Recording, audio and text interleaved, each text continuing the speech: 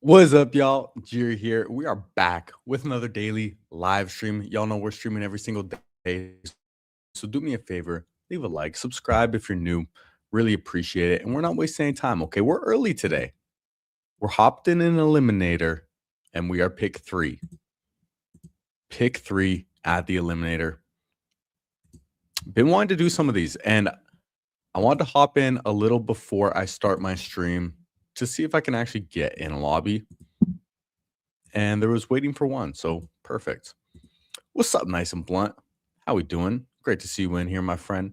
Nice and early too. Hope you're having a great day. Gonna be streaming with Nice and Blunt Sunday. We got time. Might change, but we're gonna be streaming Sunday. Gonna do a lot of streaming Sunday. Looking forward to it. What's up, Money Anything? What do you hate more? Slowly sawing off your left leg with sharpened dental floss or the Toronto Maple Leafs? Well, let me tell you, I'm a football guy. Okay. Don't care about hockey. So definitely dental floss. Now, thank you, everyone, for joining me on this beautiful Thursday afternoon or evening, depending where you are. We're going to be talking some Eliminator. We're going to be doing maybe a few drafts today. I feel like I have more than two in me. I feel like I might do three, maybe four. No promises, but kind of feel like going a little longer today. So hopefully everyone is in the mood for some drafting. Now, what is this? A green badge here? Oh, damn. Is that the 50K or is that the 20? One or the other. Or I'm just colorblind because I am, but I think that's green. I haven't done an eliminator in a while, but we're going to be trying to talk a little bit about some of these landmines because the eliminator, more than any other contest, you got to draft differently, at least for the most part. Where a lot of injured guys, a lot of rookies are going to be far less valuable because you could just be out of the tournament any given week. So as players come up, might debate some a little bit. We'll always make time for you, Blunt. You're the OG. Came on my 300 subscriber stream. We got to repay the favor. Now, in the eliminator, I don't necessarily love elite tight end. And I do kind of like these running backs that are just good. So I'm going to get weird and just take Javonte right now. For some reason, he's the running back I want to take. I don't really care about ADP. We're going to take Javonte, and then maybe I'll come back around and take Kyron. Just these like steady Eddie running back guys that are going to get me points every week. We'll try that out a little bit with a real elite receiver in Jamar Chase and not fall behind at running backs because running backs will go quick in this. And we see McBride go above Bowers. Now, Bowers is there at 27. I kind of have to take him. Okay, I see. Now this kind of just destroys the the idea of going unique by taking Javonte Williams in the second round because we get Brock Bowers at 27. But realistically, I don't really care if Brock Bowers falls into the third round. I'm taking him, okay?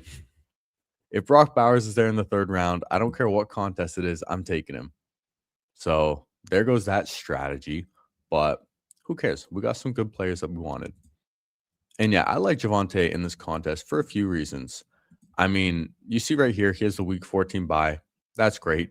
High-powered offense, no real backup competition. I mean, Jaden Blue has been getting a little talk in camp, showing some maturity growth, which is definitely good. Maybe he's just a backup. Maybe it's Malik Davis, but Javonte is going to be the dude. And there's a chance the Dallas offense could be even better than it was last year. So I like some Javonte, man. Kind of do. Not the sexiest pick, but he can just be a sneaky top 10 running back pretty easily.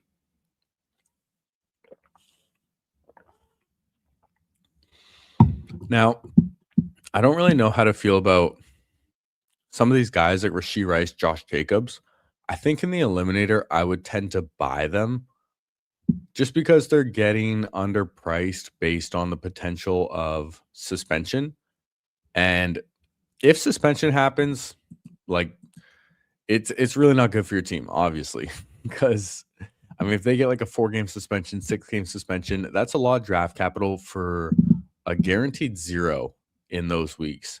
But with the chance that they don't get suspended, great picks.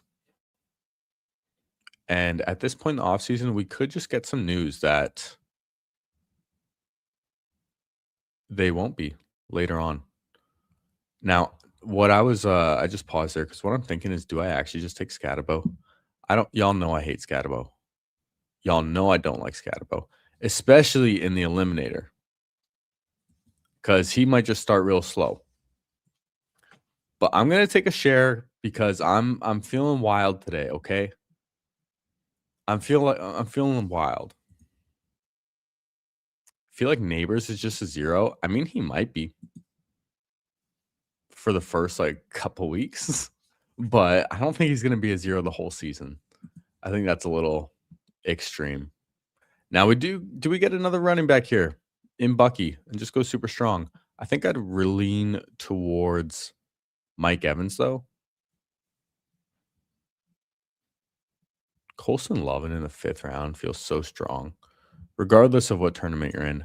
I'm gonna take Mike Evans, just a certified number 1 in San Francisco. Been getting great talk from his teammates and coaches in camp as well. So this is an interesting team for me.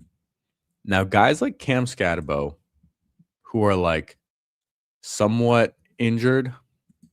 I mean, he's definitely injured, but he is back practicing on the field, which I mean, I might want to mix him in a little bit when he falls because he's probably going to be a riser. Although, not as good of a pick in the eliminator for sure if he's eased into the season a bit, or even if he doesn't start the season playing. But we're going to take a chance because the thing is with these guys, if you do make it far in the tournament, these are going to be the valuable guys because not as many teams will have them, and uniqueness is important regardless of what tournament you're in. And yeah, we're getting that week 17 bring back, man. We are getting ready for that 1v2. The finals, that's wild, dude. 3 teams in the finals. Like this tournament gets really exciting if you still have a team alive after winning a grand. Like if you win a grand, then you play for 2, then 5, 10, and it just like really, really adds up, which is exciting. And then top 3, 76 grand, 100K, 200K. So if you make the finals, you're guaranteed at least 76 grand, which is pretty sick. You're going to try and hop in the eliminator with me? Going to do an elim this week. Well, I could do another eliminator after. I'm going to do another draft for sure, maybe more, but if more people want the eliminator, we'll do some more eliminators. I like drafting them. I do want to max this contest, and I don't mind doing them on stream because at least like we're only in the same pod for the first week, and half of us survive. What's up, Jamie? How we doing? Great to see you in here.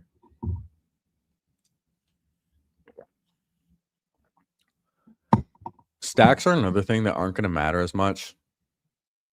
Base points are. So Ramondre's off the board. Do I just get someone like Jalen Warren, or do I push running back a little further? The running back's the safe click. And I think that's just what I'm going to do. With Jalen Warren in Pittsburgh, Rico Dowdle is there, but he's been in Pittsburgh for what, 4 or 5 years now? He's going to get the first crack at the job. Probably going to get a majority of the touches earlier in the season until Rico Dowdle just takes the role if he does. So might get a little more usage early on. And if Scatabo starts a little slow for us, then Jalen Warren can hopefully pick up some of that slack. Now, I'm going to be debating between a quarterback or Parker Washington. Not too interested in Jordan Tyson, not as interested in the rookies in general. In this contest, Drake May goes, would I just take a naked Caleb Williams? Maybe. I don't think it's a bad idea, but I do have I was gonna say I'm taking Parker. Um, Brock Purdy, I can take it the next turn, and maybe even Trevor Lawrence falls back. Weird things happen in these eliminator drafts. Sometimes guys go way higher, sometimes they fall quite a bit. So hopefully they fall in this one for us. But a 0-3-3-1, we have Javonte Williams, Cam Scatterbo, Jalen Warren, receivers Jamar Chase, Mike Evans, Parker Washington, and Brock Bowers. I like it. I think we can land this plane. For all the scatter bros out there, I took him. I did it. It's my second time taking him. Yo, Kurt. What's up, Kurt Rambus? Currently hammered. Dude, hop in the next eliminator. I've seen you in a few of my eliminators off stream. I know you're in these elim streets, man. Yo, we should do an eliminator stream together sometime. That'd be fun. Or you can just hop on right now if you're feeling wild. Kurt Rambus joins the show impulsively. I heard you were on the bash this morning too. I haven't watched it, but well done. Congratulations. Levernucky, Super Rico of Warren. What's up, Hartman? How we doing?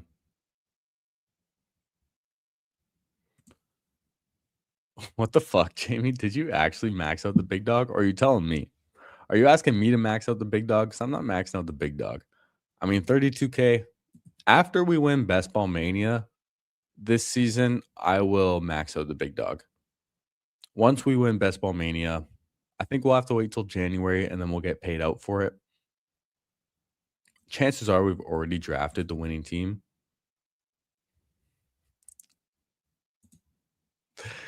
This team's some me shit and it's lit. I'm gonna have to try and read through this the spelling errors and poor grammar. What's up, Hallie? How we doing? Yeah, dude. A lot of people not Rico over Warren. Okay, glad you corrected yourself. Now we understand. I am generally Rico over Warren, but in the eliminator, I think you can say Warren might be a better pick, even if Rico is better long term. When we have Scatabo, I don't mind some of the early season production. Kyle Monungai falling quite a bit. Jackson Dart.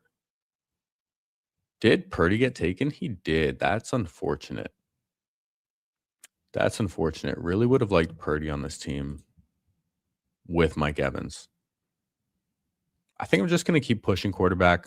Probably catch up a little bit at receiver. Jackson Dart goes. I just kind of like Michael Pittman. I think he's an even better click in the eliminator. Kenneth Gainwell's interesting. But you know what? Let's go Spike Week. Let's not be boring. Let's get Jordan Addison because he can just win us our week. In the eliminator, floor guys are important, like Michael Pittman, who I do have a lot of. But Spike Week guys are too. And when I have Jamar Chase, I feel a little more comfortable taking some other Spike Week guys because we have someone so good. Plus, it'll let me get Kyler Murray with my next pick, which is ultimately the deciding factor I had there. Would I rather have Aaron Rodgers on my team or Kyler Murray? I think I'm going to go Kyler. Bo Nix gets taken. We're not going to hesitate. Kyler Murray is on the team. So right now we have Kyler Murray, Javonte Williams, Cam Scatterbo. Oh my goodness, I took him. Jalen Warren, receivers Jamar Chase, Mike Evans, Parker Washington, Jordan Addison, and then Brock Bowers at tight end. We got a little weird pulling up Javonte, and we're going to get even weirder with the third round pick, but Brock Bowers falling to 27. We're never passing up on that. Doesn't matter. Strategy changes. Send you the link, email. Oh, dude. We'll fucking run it. Let me get my phone.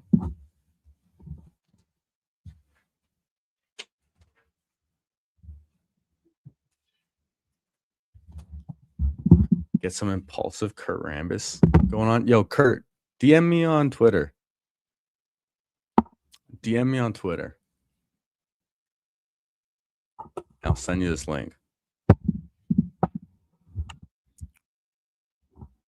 I've seen Kurt in a few of my eliminators, so if there's anyone to draft some eliminators with, it should be Kurt Rambus.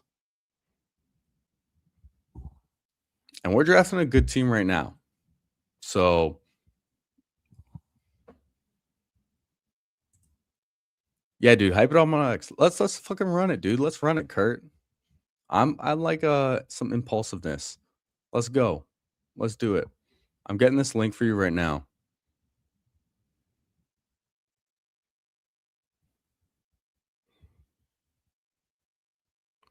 Load all messages.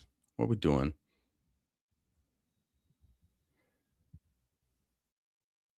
Sorry, audio listeners, but it's about to get a lot better soon if Kurt joins. Yo, I can't DM you, so you gotta DM me. Now we gotta stay locked in on this draft too, because we're kind of crushing it right now, right? Let's take a look. Okay, what do we need? We could just take a second quarterback right here. Not opposed to that. And just getting to Jordan Love's off the board. Might just take Baker. I like Baker.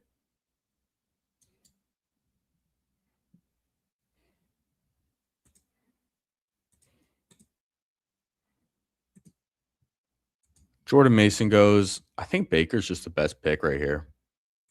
We're not going to hesitate. Let's get our second quarterback. Stacking's not the most important, but Baker Mayfield has a lot of back stacks. Very nice to see. Oh, I just see Panthers are extending Jalen Coker. Breaking news. Wow. As I'm actually looking on my phone on stream. Let's stay locked in here, though, okay? Jalen Coker extended 3 years, 41 mil. Not a bad price tag. Not opposed to just taking Shuck right here, too. And just getting my third quarterback. I don't think there's anyone like too valuable right here that I'm really passing on. Fuck it, dude. Let's take Tyler Shuck. Go 3 straight quarterbacks. I think it's totally fine in the eliminator. Yo, what's up, Green Bean? How we doing? Great to see you in here running some eliminators today. Yeah, dude, Panthers, I think that was a good thing. And I think that's the similar thing that I think the Jags want to do the same thing with Parker Washington, pretty much, except Parker will probably cost a little more. Kittle's ADP feels too low. I don't know, man. Definitely not in the eliminator. In the eliminator, his ADP is probably just right. I think he's off the board, though. Where'd he go? 127 just now. Because coming off the injury, I mean, he's saying he wants to play week 1. We'll see what happens. I'm not confident about that. I think players are just really optimistic in general. But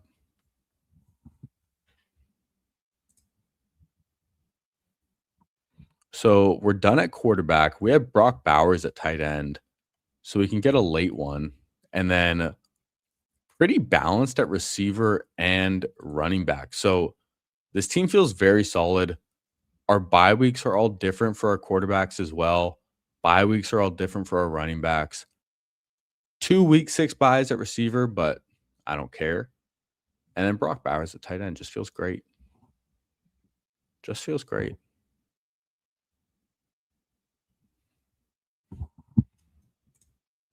Yeah, I'm hoping Kurt Rambus comes and gets in contact with me, dude.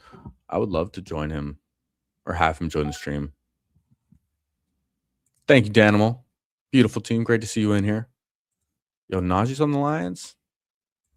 What's your X? It's my same handle, Jerry Football.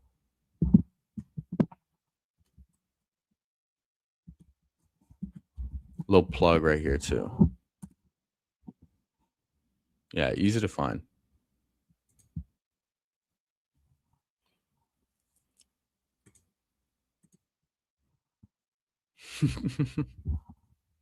I have no idea what to expect with drunk Kurt Rambus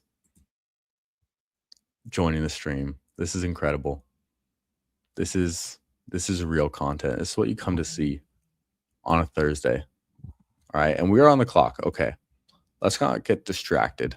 Now let's take the man who just resigned. Fuck it, dude. Celebration for Jalen Coker. He just resigned. We're gonna take him. Okay, that's our omen right there. We're not passing that up.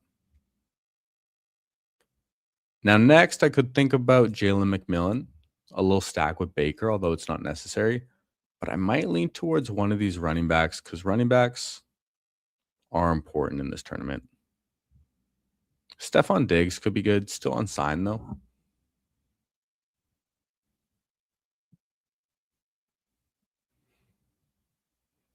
Oh, shit.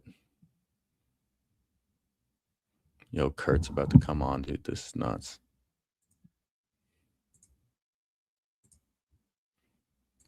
Yes, sir. What's up, Nikki G? How we doing? Yeah, dude, dude, he's made a name for himself, all right? Real legend. Real legend in the streets already. All right, we got this.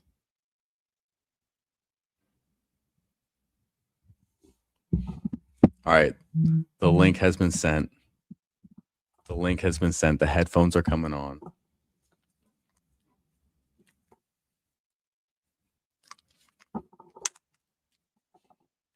This is elite content right here.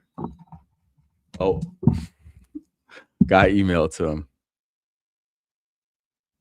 All right, we'll email that over.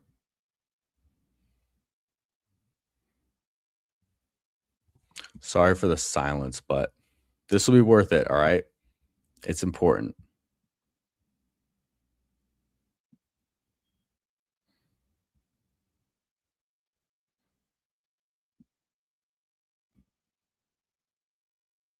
All right. All right. We got it.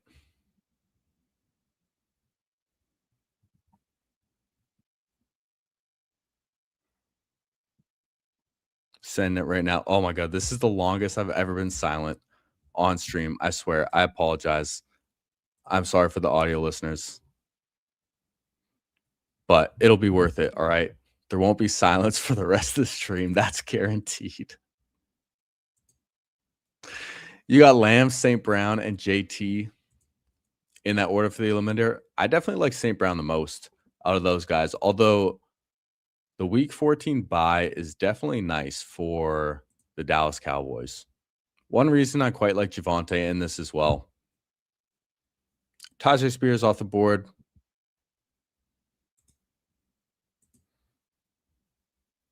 Now, I might just take Flournoy too. Getting talked up in camp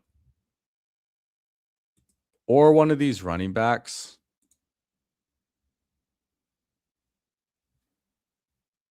Let's keep going with the Dallas thing. Let's get Flournoy on this team.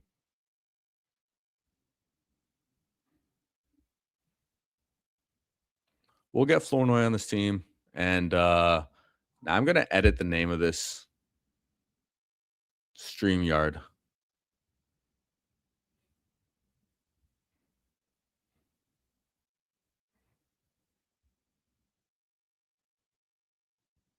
Sorry for the silence. I need to focus on this. All right. Where are we now? I like these receivers, but I think I need one of these running backs for sure. Kamara's kind of nice in the eliminator, but I think Brian Robinson is just going to be the best pick.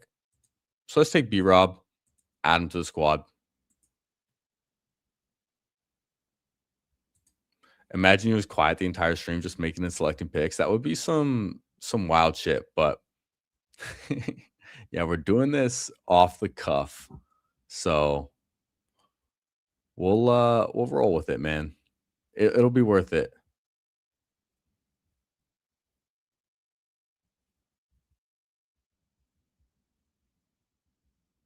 This is okay. I'm renaming it right now. Eliminator drafts. All right. Changes have been saved. And now we patiently await. Oh, I can't change it on here? Oh, because it's live. I have to do it on YouTube. My goodness, dude. I'm such a rookie with this, but it'll be worth it. All right, where are we in this draft? We're just about done this draft, too. I feel like this one went pretty quick.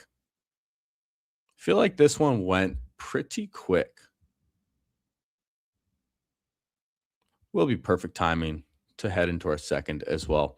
And we'll run another eliminator, too. If anyone wants to join, we are going to be doing another eliminator, and hopefully with CURT RAMBUS.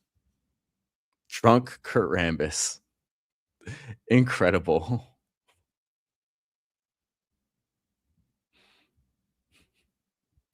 All right. We're changing this title, and we're rolling with it. Okay. Back to the draft.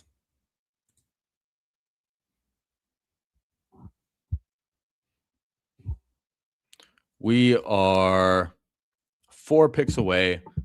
This is probably where we grab our second tight end. We got a nice pocket of them here. Although if Trey Harris is there, I'm taking Trey Harris and crossing my fingers. And of course, we got to open our mouth because that's always when we get sniped.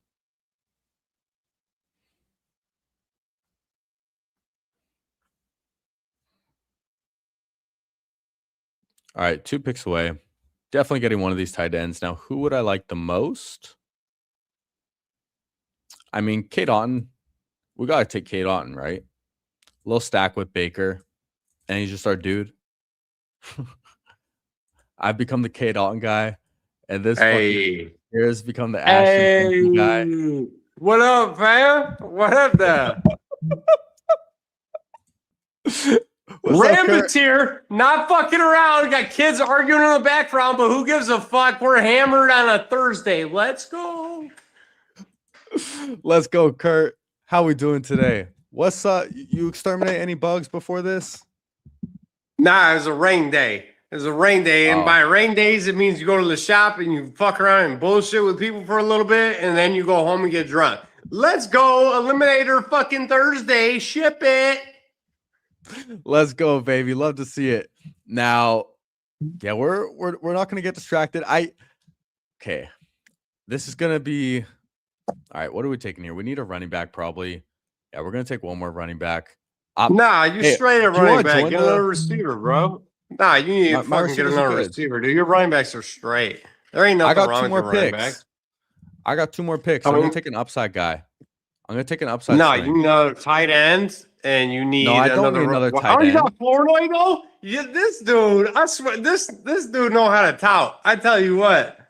Taking Ryan Flournoy. Okay, that's what we're talking about. I've been taking his ass since January, bro. He's been way underpriced. Here's another guy who got some good talk today. Devon Vele. Got to be used more. And you know what? We got Tyler Shuck unstacked right now. Jordan Tyson. Well, they're talking about what's his nuts is semi-hurt, right? The rookie, the guy who got Tyson. Fucking good draft capital. You know what I'm talking about? Olave's got blood clots right now, too. Yeah, I mean the whole team is in shambles. No, Hartman. No, we're not even hammered. Come on, man. I've only been drinking since noon. You know, it's 6:27. How bad are we really gonna be? We're gonna be reasonably bad. Yeah, that's probably accurate. But you know, that's okay. We're in the garage because we all the kids in the house and they're pissed. And you know, we're just drafting shippers over here with Jerry. Get the fuck out of here, bro. That's how we do it. We're drafting shippers over here, man. That's what we're talking about, all right? Now, were you drunk for, or were you drinking for Pete's stream earlier today? I didn't get a chance to watch. Yes, I had like 2 to 3 before, like that's when the rain delay started. It was when it was that shit. And then like, you know, I was like, fuck it, I'm going to throw my name in the hat, so I better be drinking. And, you know, so I went to Quick Trip. I got a 12 or a Miller's. We're on number 12 now. So, yeah, a semi-hammed, and we've hit the reefer a few times. So, you know, at that point, we're pretty fucked up. And I was like, you know what, Jerry? Let's fucking, let's party a little and have a little eliminator sesh. One time real quick here. Why not? Why not, man? And you know what? I was saying to my lady friend this morning, it feels like a Friday today. So I'm glad you're partying it up like it's Friday or just another day in the Midwest, as Hartman was saying. Yeah. Hartman right, was showing me love in the live too. chat, though. I saw the live chat replay. Hartman was he's down with me. You know, I'm cool with Hartman.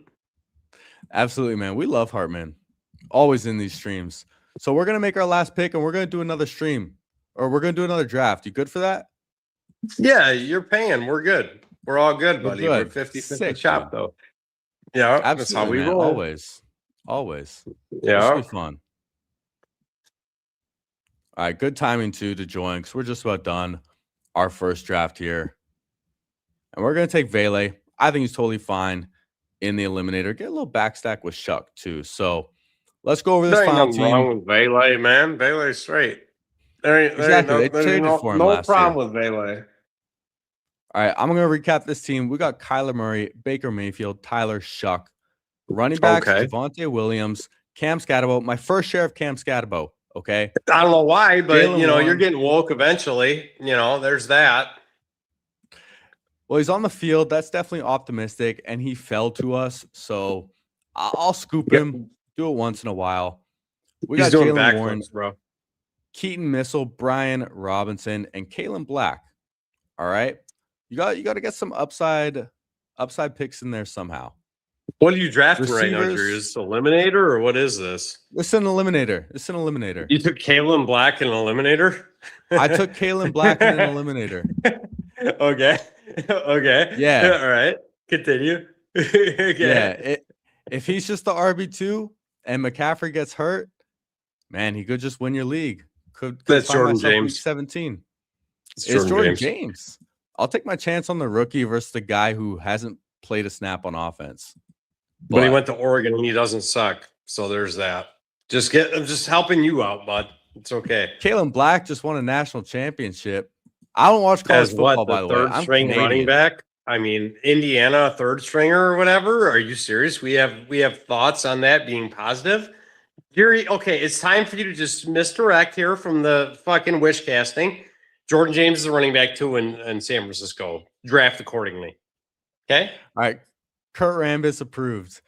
Receivers, we got Jamar Chase, Mike Evans, Parker Washington, Jordan Addison, Jalen Coker, Ryan Flournoy, Devon Vele. How do you feel about Parker Washington?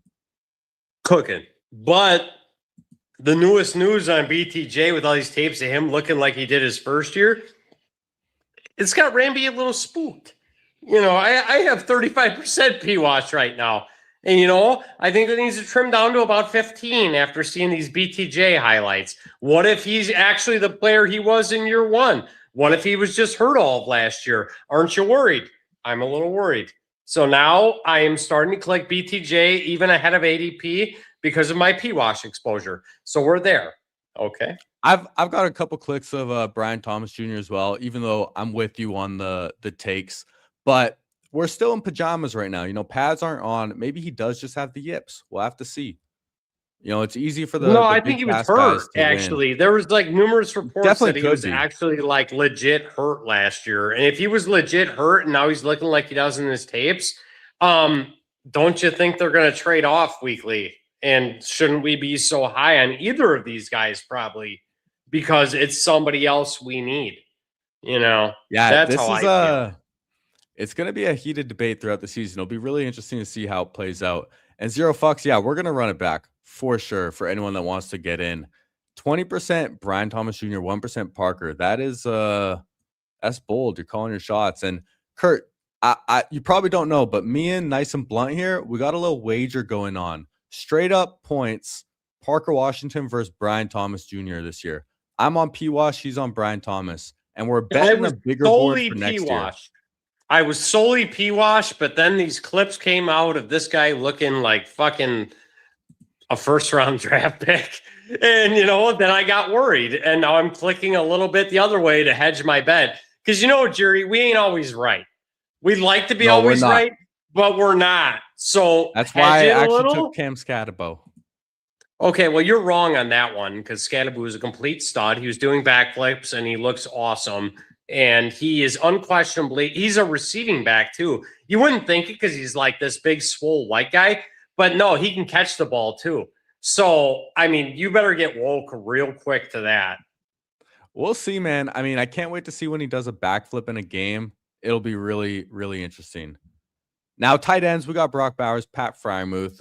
So what do you say? Let's hop in another draft. Let's hop in an eliminator for anyone who wants to join. Yeah, we'll have fun. It'll be good. How many eliminators have you done? 35. 35. I like it. How many have I done? I'm ahead of pace. I'm gonna max 24. It, so no doubt. I've done 24. I'm probably ahead of pace too. People have really been slow rolling these eliminators. Yeah, they're tough to fill. They take like 20 minutes sometimes. It's annoying. They do. Yeah.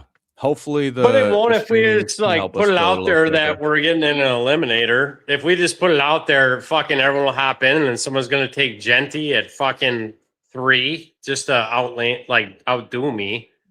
Yeah, Jerry, if you missed earlier stream when I actually somehow got selected for the fucking Pete thing, we took Genty at the 101. I saw in the Toxic Tower you took him at the 2. That's fucking hilarious, dude. Yeah, they're like, oh, you're gonna have to use your veto. I'm like, fuck a veto. It's the right pick. Get the fuck out of here. That's hilarious, dude. Yeah, Zero helped fill it. Zero's in these eliminator streets as well. Yeah, we're gonna have to get like pick 4 to get Genty. Hey, yo, you're being influenced by Big Fantasy, man. I'm curious to know. So you've really got a platform now, and you really got a name for yourself. So I'm curious to know what you plan on doing it with it, or you're just rolling with the vibes. I'm vibing, basically. I'm vibing until somebody pays me. I've been putting the word out. I'm a free agent. I'm a free agent. So if they really want to land me, fucking actually throw a number my way, and we'll see what happens. You know. So that's in the atmosphere. The tower, we've had some fucking people in the chat clamming for fucking me to be a 4th member of the tower, but do I even really want that? You know, is it really that good? I mean, they yell at each other a lot, but you know, do I really want to carry the load there? Yeah, it depends. I think a great role for you would be like a fantasy analyst on the Pat McAfee show. I think that would be pretty great.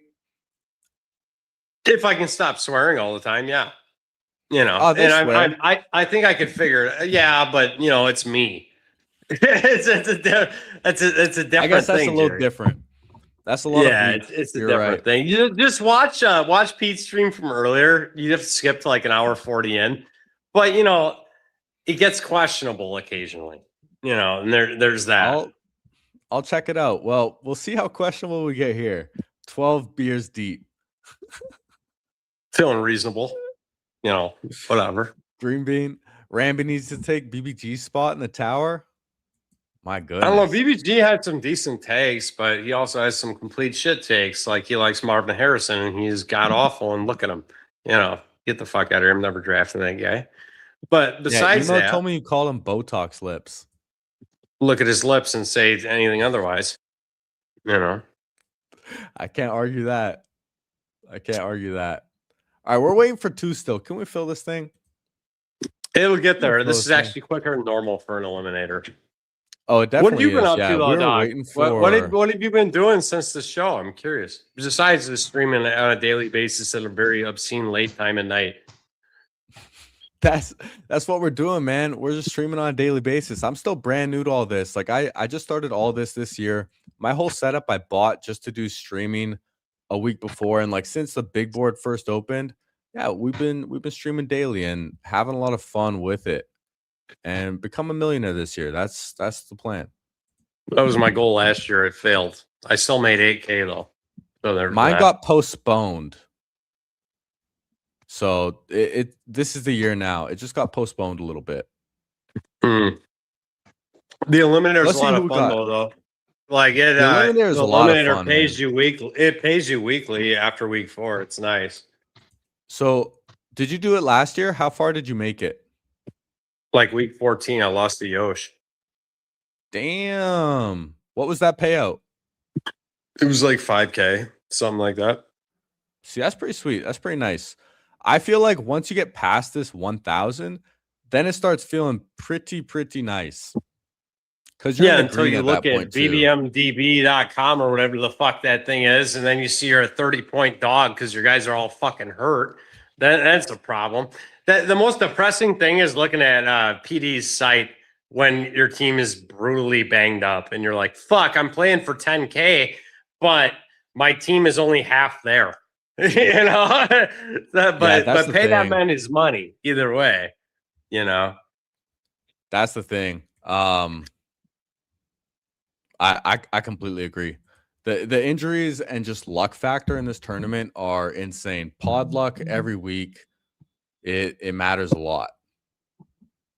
For real. It can really matter too, dude. I've had teams that got banged out when they put up a 135-point week that were like pretty as fuck, you know. But just keep drafting shippers. That's why you get 150 of them. You put out so many shippers into the realm, you're going to go deep in a couple of them, and then you're going to profit, and then there's that, you know, winner. Exactly. It's nice to see when you're always over advancing each week. That feels good. Yeah, it happened in a limiter. It didn't happen in the other ones besides my one BBM team out of 30 that finished like top 25 in the overall, but it didn't even advance through week fucking 15 in the playoffs, so it didn't really make a difference, you know. I feel like I didn't need to consult you on what pick we were making here. Oh, is it Genty time? Yeah, we just took Genty at 9. Oh, okay. I wasn't even paying attention this whole time. I've just been bullshitting. I just assumed Genty was getting picked. So, yeah, we're good. Exactly, man. So now we are back up on the clock in 1 pick. Are we going double running back here? We got Derrick Henry, not an eliminator Walker, with Hampton. Henry. We don't want double week 13 buys. Saquon's money. Oh, he's gone. Kenneth Walker's money. He's gone. So yeah, it looks like Chase Brown. I like Chase Brown, fellow Canadian. How do you feel about Canada? I'm not that far away from you, buddy. You want to get hammered? I'm in Vancouver. Plus, I haven't drank in 7 years. It's impressive. So what were you then, like 14? Pretty much, man. No, I'm 28 now. You must have really had a bad time that 21st birthday, huh? That must have been a rough 21st birthday to never drink for 7 more years. You made a mistake, didn't you? Jesus, Jerry. Get it together, buddy. I saw enough other people make mistakes. So yeah, you can fuck up pretty huge that time in your life, but at least you were responsible. Some of us just got lucky, me, and we never been arrested. But you know, that's life. And some of us are, you know, smarter than others, hence why we play this game. We're there.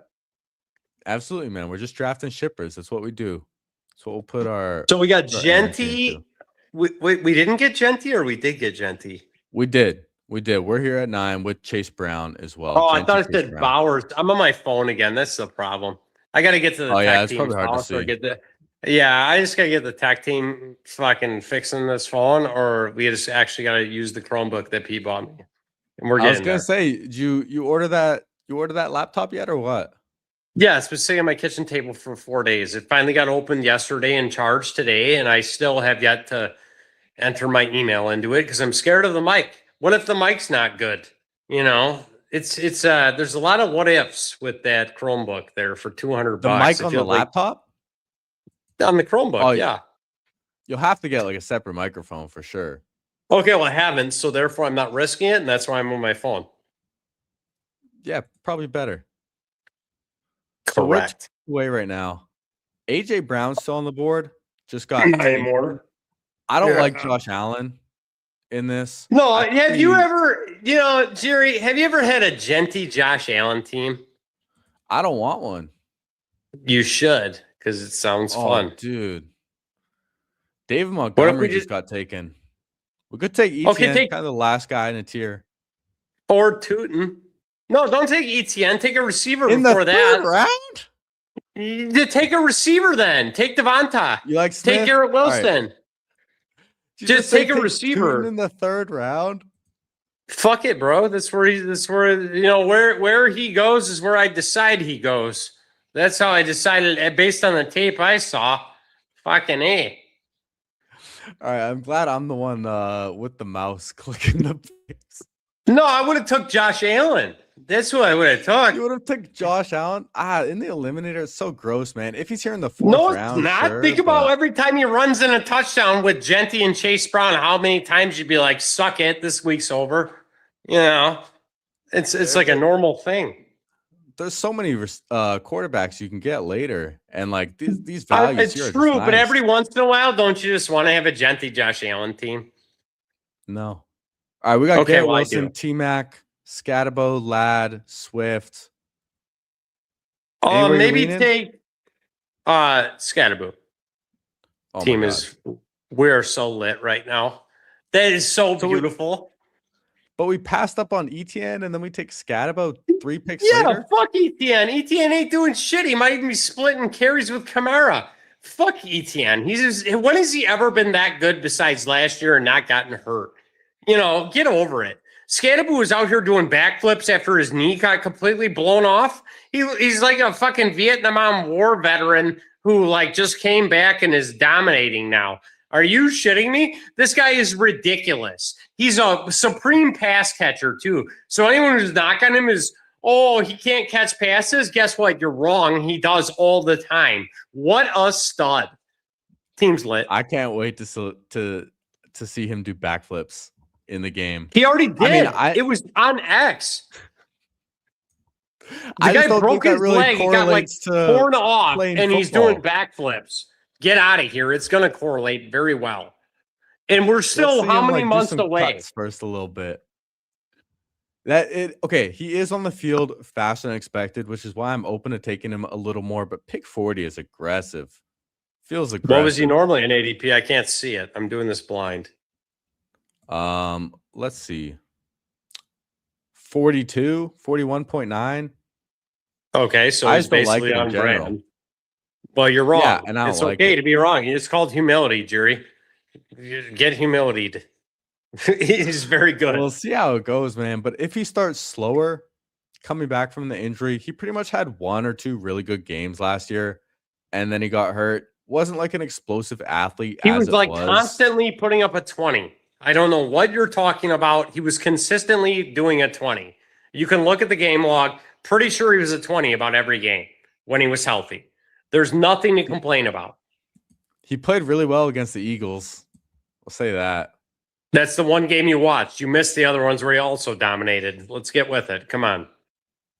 Did we not see him in college? You just don't like that he's a white running back, Jerry. Come on, be better. I love that he's a white running back. And he has a diamond grill. It's incredible.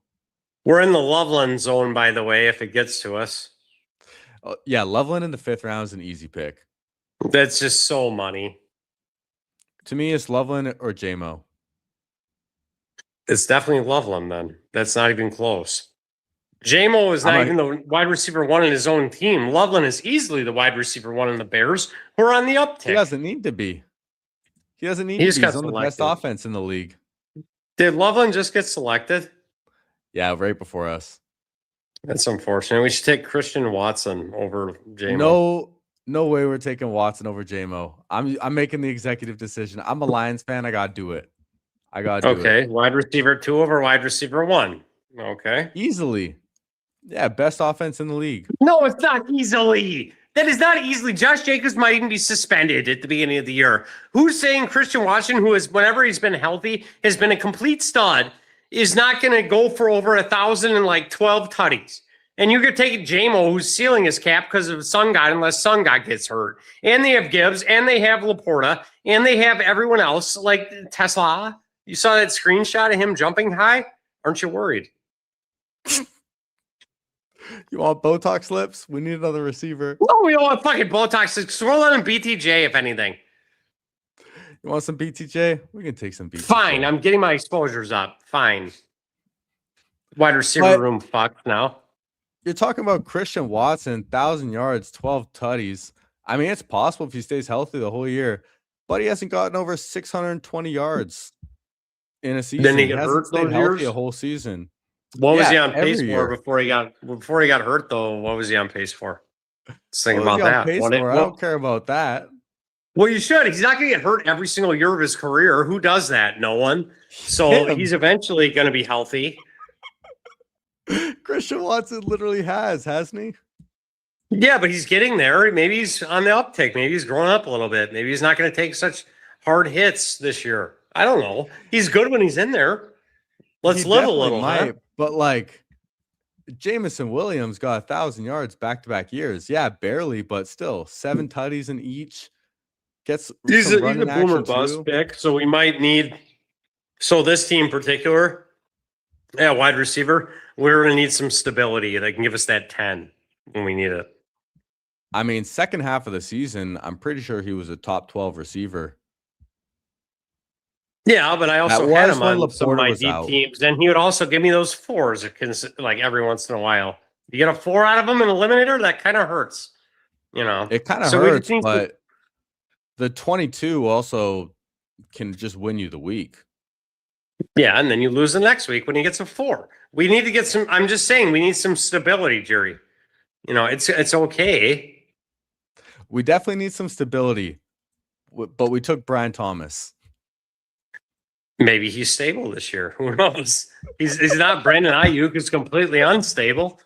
So we got that going for us.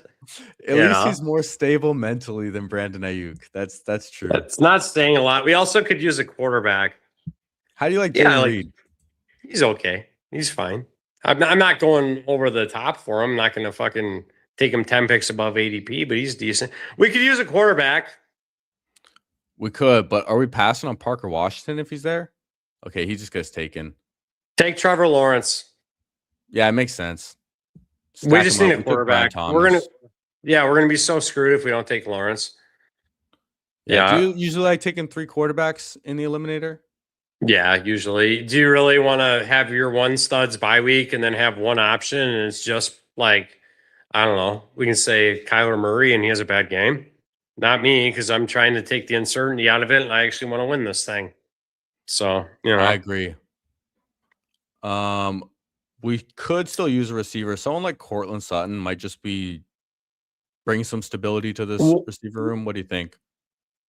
I like Sutton. Sutton's fine. And he's going to give us at least a 10 every single week, so he's good. Yeah, when we have the buys don't match up. Do the buys match up? Just with Devonta Smith, but I think that's fine. It is fine. We can make up for it later. Yeah, we don't need all our bye weeks to be different. Sweetleaf thinks you need a gummy or 6. No, I'm smoking that fake weed that we got in Wisconsin. You go to the Smokes for Less, and there's like pounds of this fake shit, but it actually fucks you up, so it's cool. So, is that the Delta 9?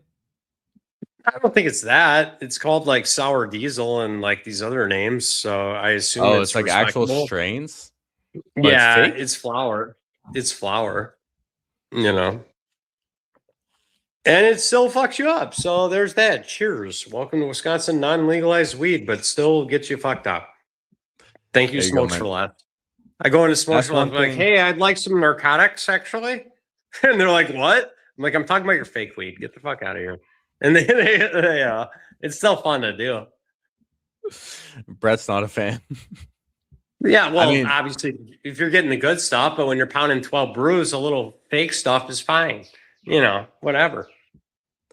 I'm in Vancouver, Canada. We're blessed to have some of the best in the world. And Nice and Blunts in California over there. They're pretty lucky too. Yeah, especially if you're not drinking brews. What the fuck are you doing all day? Jesus, Jerry. I mean, shit. We're drafting shippers, buddy. So am I. I'm just fucked up. there's a difference. Whatever. Do you only draft fucked up? Do you think you draft better? I don't know what drafting sober is like because I get bored after 1 or 2. If I'm fucked up, I can draft like 6 at a time. And I might pass out during the 6th one, but those first 5 are going to be fire as fuck. So we got that. So you think it makes you lock in? Oh yeah, 100%. Especially that first 1 or 2 drafts before intoxication sets in, and then you're in trouble. But yeah, before that, yeah, it's good. What are we looking like? we're 2 So picks what's away. our quarterback situation looking like? Because we need to take one real soon again. We have Trevor. We could take Goff. Do we have him? We have him with J-Mo. JMO? Yeah, 100%. That's a win. Yeah, I think we don't try and push it. We'll just lock him up if he's there. St. Brown's right in front of us, though. Well, we'll see what happens. This guy's just taking the whole clock. Okay, he does take Goff. Could look at Kyle Kyler. Pitts sounds fun. Kyle Pitts sounds fun. I like Kyle Pitts. Yeah, I like Kyle Pitts. Scored like gives us a different bye week as well. Yeah, and we needed a tight end anyway. I mean, he's just the number 2 target in Atlanta right now. Pretty easily. Wrong with that. We could take Jordan Love just for the fun of it next pick, just so we have another quarterback. I think we could take, pretty much any of these guys we can take. I don't think stacking is too important in the eliminator. It's not at all. We just want someone consistent. Help. Exactly. Yeah, I'm with you. And we didn't get Love. I do think the spike weeks are important. We didn't get Love. No, Love just got taken. Just take Baker then. Take Baker so we have a second QB. Yeah, I like Baker. Bye weeks are okay. I'm not that high in the Bucks this year, but it doesn't matter in this situation. You need a second quarterback here. I mean, if Baker's healthy, playing for that contract, he's got that dog in him. Could just have another great year. Yeah. Runs a little bit too. Has a lot of weapons. It's more about just the structure of this team and how it needs a second quarterback than the player take here. But in general, I don't mind Baker. I'm kind of down on that offense in general without Mike Evans. And then we have all this Bucky uncertainty. And so it's kind of like I'm semi-fading them a little. I never take Ibuka. So, yeah, I don't know. I'm just down on them in general. But in this specific team scenario, yes, we need him. I'm with you. And I'm sensing that in the eliminator, you're more so focused on structure than actual like player takes. And player takes kind of like a tiebreaker for you. Correct. Yeah. It's mainly structure. All about. Yo, Sweetly says synthetics will make you rob your mom. That's hilarious. Good life lessons being handed out here. Yeah, definitely. Anytime we got Ramby on here. Still betting on the offense, stacking makes sense to me. Yeah, it does. I just don't think you need to force it. I don't think we need to force and I stack all the fucking time, but I'm not going to, especially in a situation like this where we're left for dead at quarterback, if we don't take Baker there, different situation, Yeah, like in the eliminator, I've taken a naked Burrow when he falls pretty far. I got no problem with it.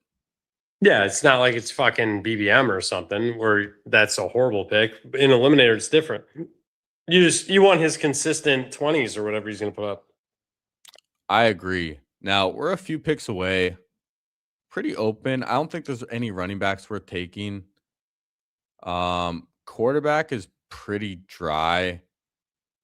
There is one running back we could take. I saw one running back we could take, though. Who's that? Keaton Missile. You like the missile? Oh, you fucking A, right? I do, Jerry. We love the missile. Man, who says Martin Hampton's even going to get over 60% of the carries this year? Who says he won't get hurt somehow magically? The guy's big, but what has he done, really? We got a new offensive coordinator in Mike McDaniel. Who they brought in Missile intentionally. Who says Missile's not the A-chain role? Whoops. I find it a little funny that you call out some of the injury stuff with some players, but not others. Like Christian Watson, doesn't matter if he's had 4 years of injuries, 1,012, but Amari Hampton with 1, yeah, he's done. Well, no, I just never liked him to begin with. And Keaton Missile, I'm a fan of. And if he would have got more touches behind Henry, then he would be completely stud and probably drafted in the 5th round. But no, he's going to do it. I do like Keaton Missile. I do like Keaton Missile a lot. Now, what are we thinking here? I think we could use a receiver. Jalen Coker just got paid. How many quarterbacks do we have? We have 2. Okay. We got to get Mendoza next round, though. But besides that, that's fine. Goddard looks fine. Oh, fuck. Diggs. I'd do Diggs. I'd do Diggs over anyone. So, wasn't in time. Diggs got taken right after. We took Coker. He did just get paid at least 3 years, 41 mil. Not bad.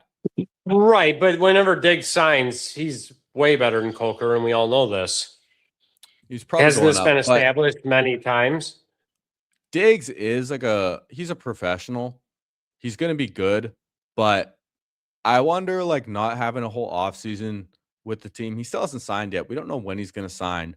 If he starts off the season slower, which would not be good for the eliminator, especially when we kind of need some receiver help.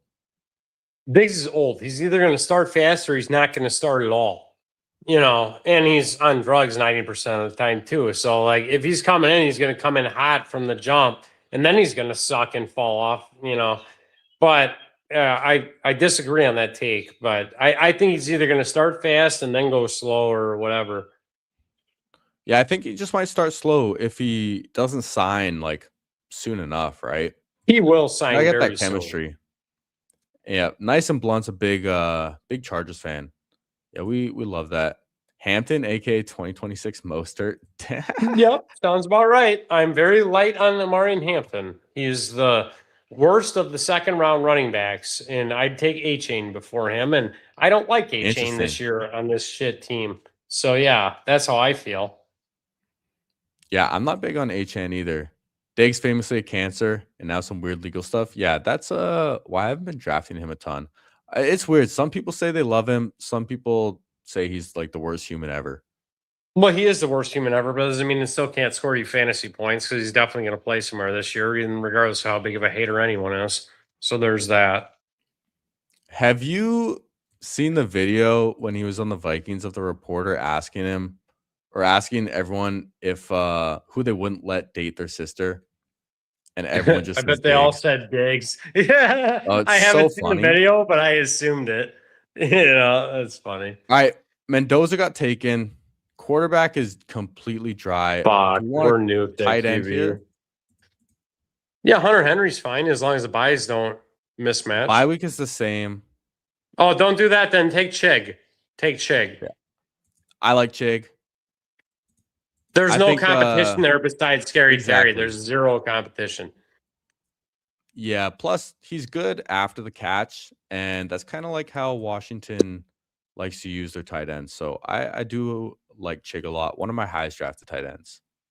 Yeah, he's stud. He's pretty good. And the Titans' offense has been shit for years. So what have we really seen him have a chance at for ceiling wise? Not much. It's worth it. Yeah, quarterback's pretty much dead. I think we just what are we at buys on quarterback though? Well, 7, either 10. way. I think we could just take I wouldn't mind tight end. Yeah, that's fine. But I'm thinking maybe Tua on the back end. Tua's decent. Yeah. He's gonna start. Yeah, I think we'll get him for at least 5 weeks unless he's terrible. But the thing about Atlanta is I don't think Tua's gonna suck like all year, and I think they'll go 8-8 and Tua or whatever 8-9 or whatever it is now with the new schedule. But I think Tua just stays on the field the whole time. Penix sucks. I agree. Well, the thing with Penix is also the people who drafted him aren't there anymore, so they don't really have any ties to him and the draft capital that they spent.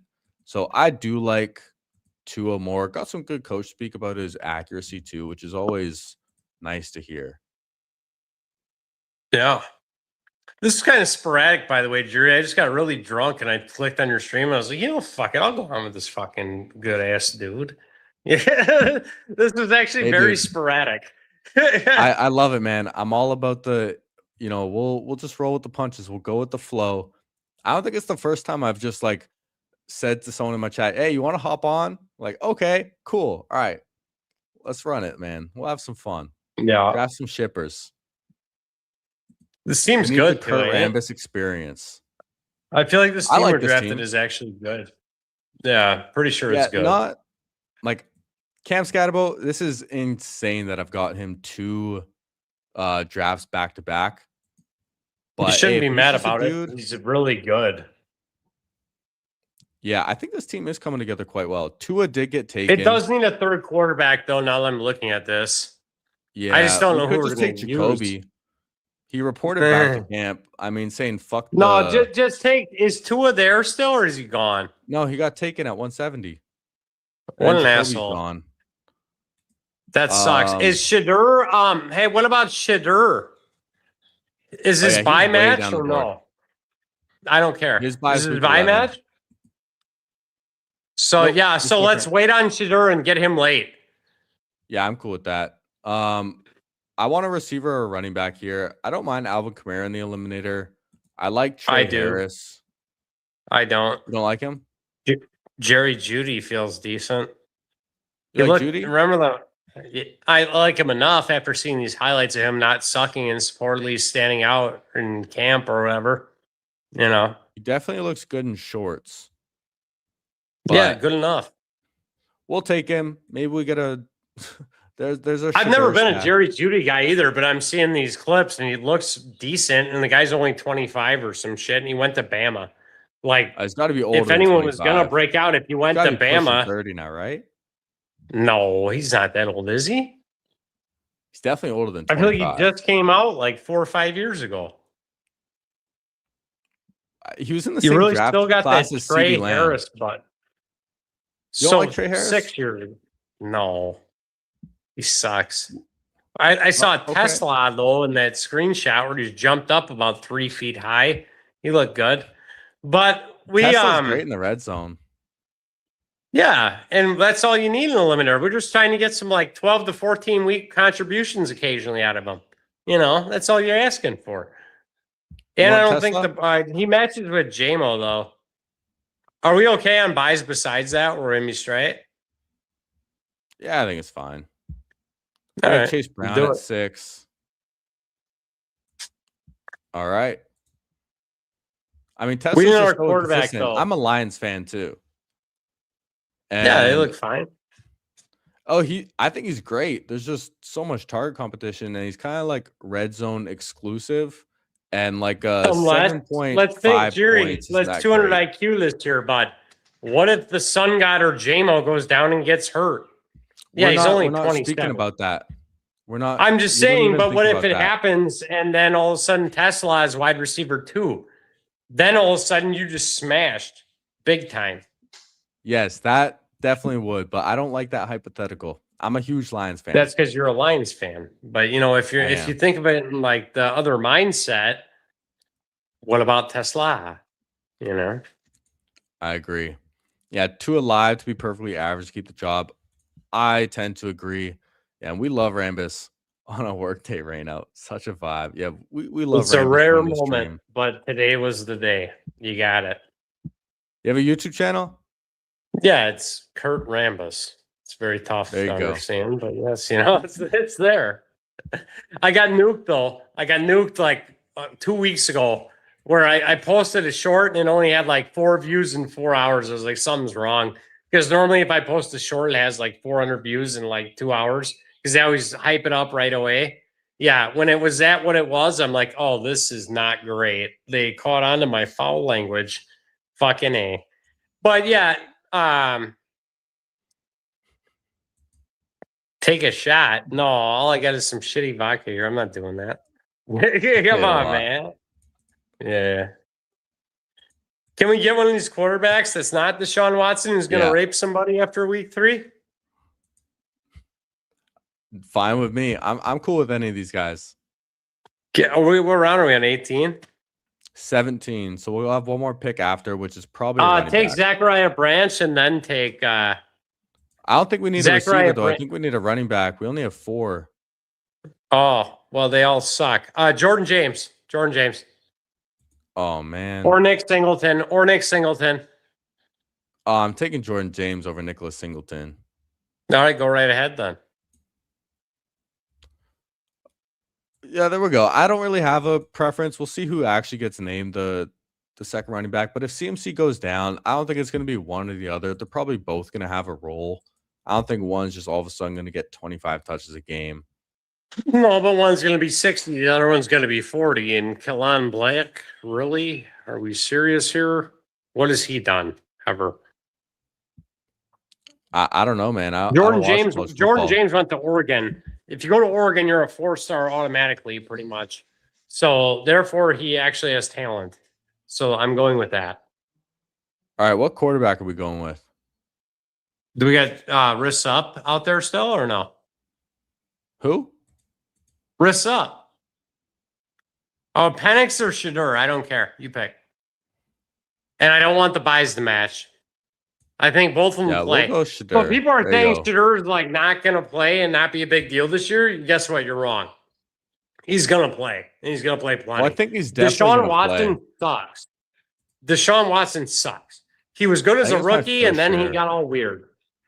You know. I think this is my first share of Shedeur. Not mine. Pre-draft, I was clicking the shit out of him. Post-draft, it might be mine too. But, you know, we got desperate and we needed some quarterback help. So we did what we did. Got to leave your home bias team when you enter a draft. Can't have a shipper with a biased blinders on. Yeah, I can. When it's the best offense in the league. Yeah.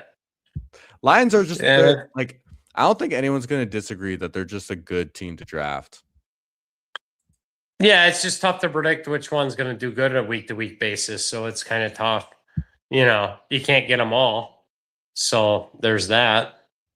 And that's why you need to leave your biases aside, Jerry, and just draft shippers like this one. That's what we're doing. We're drafting shippers.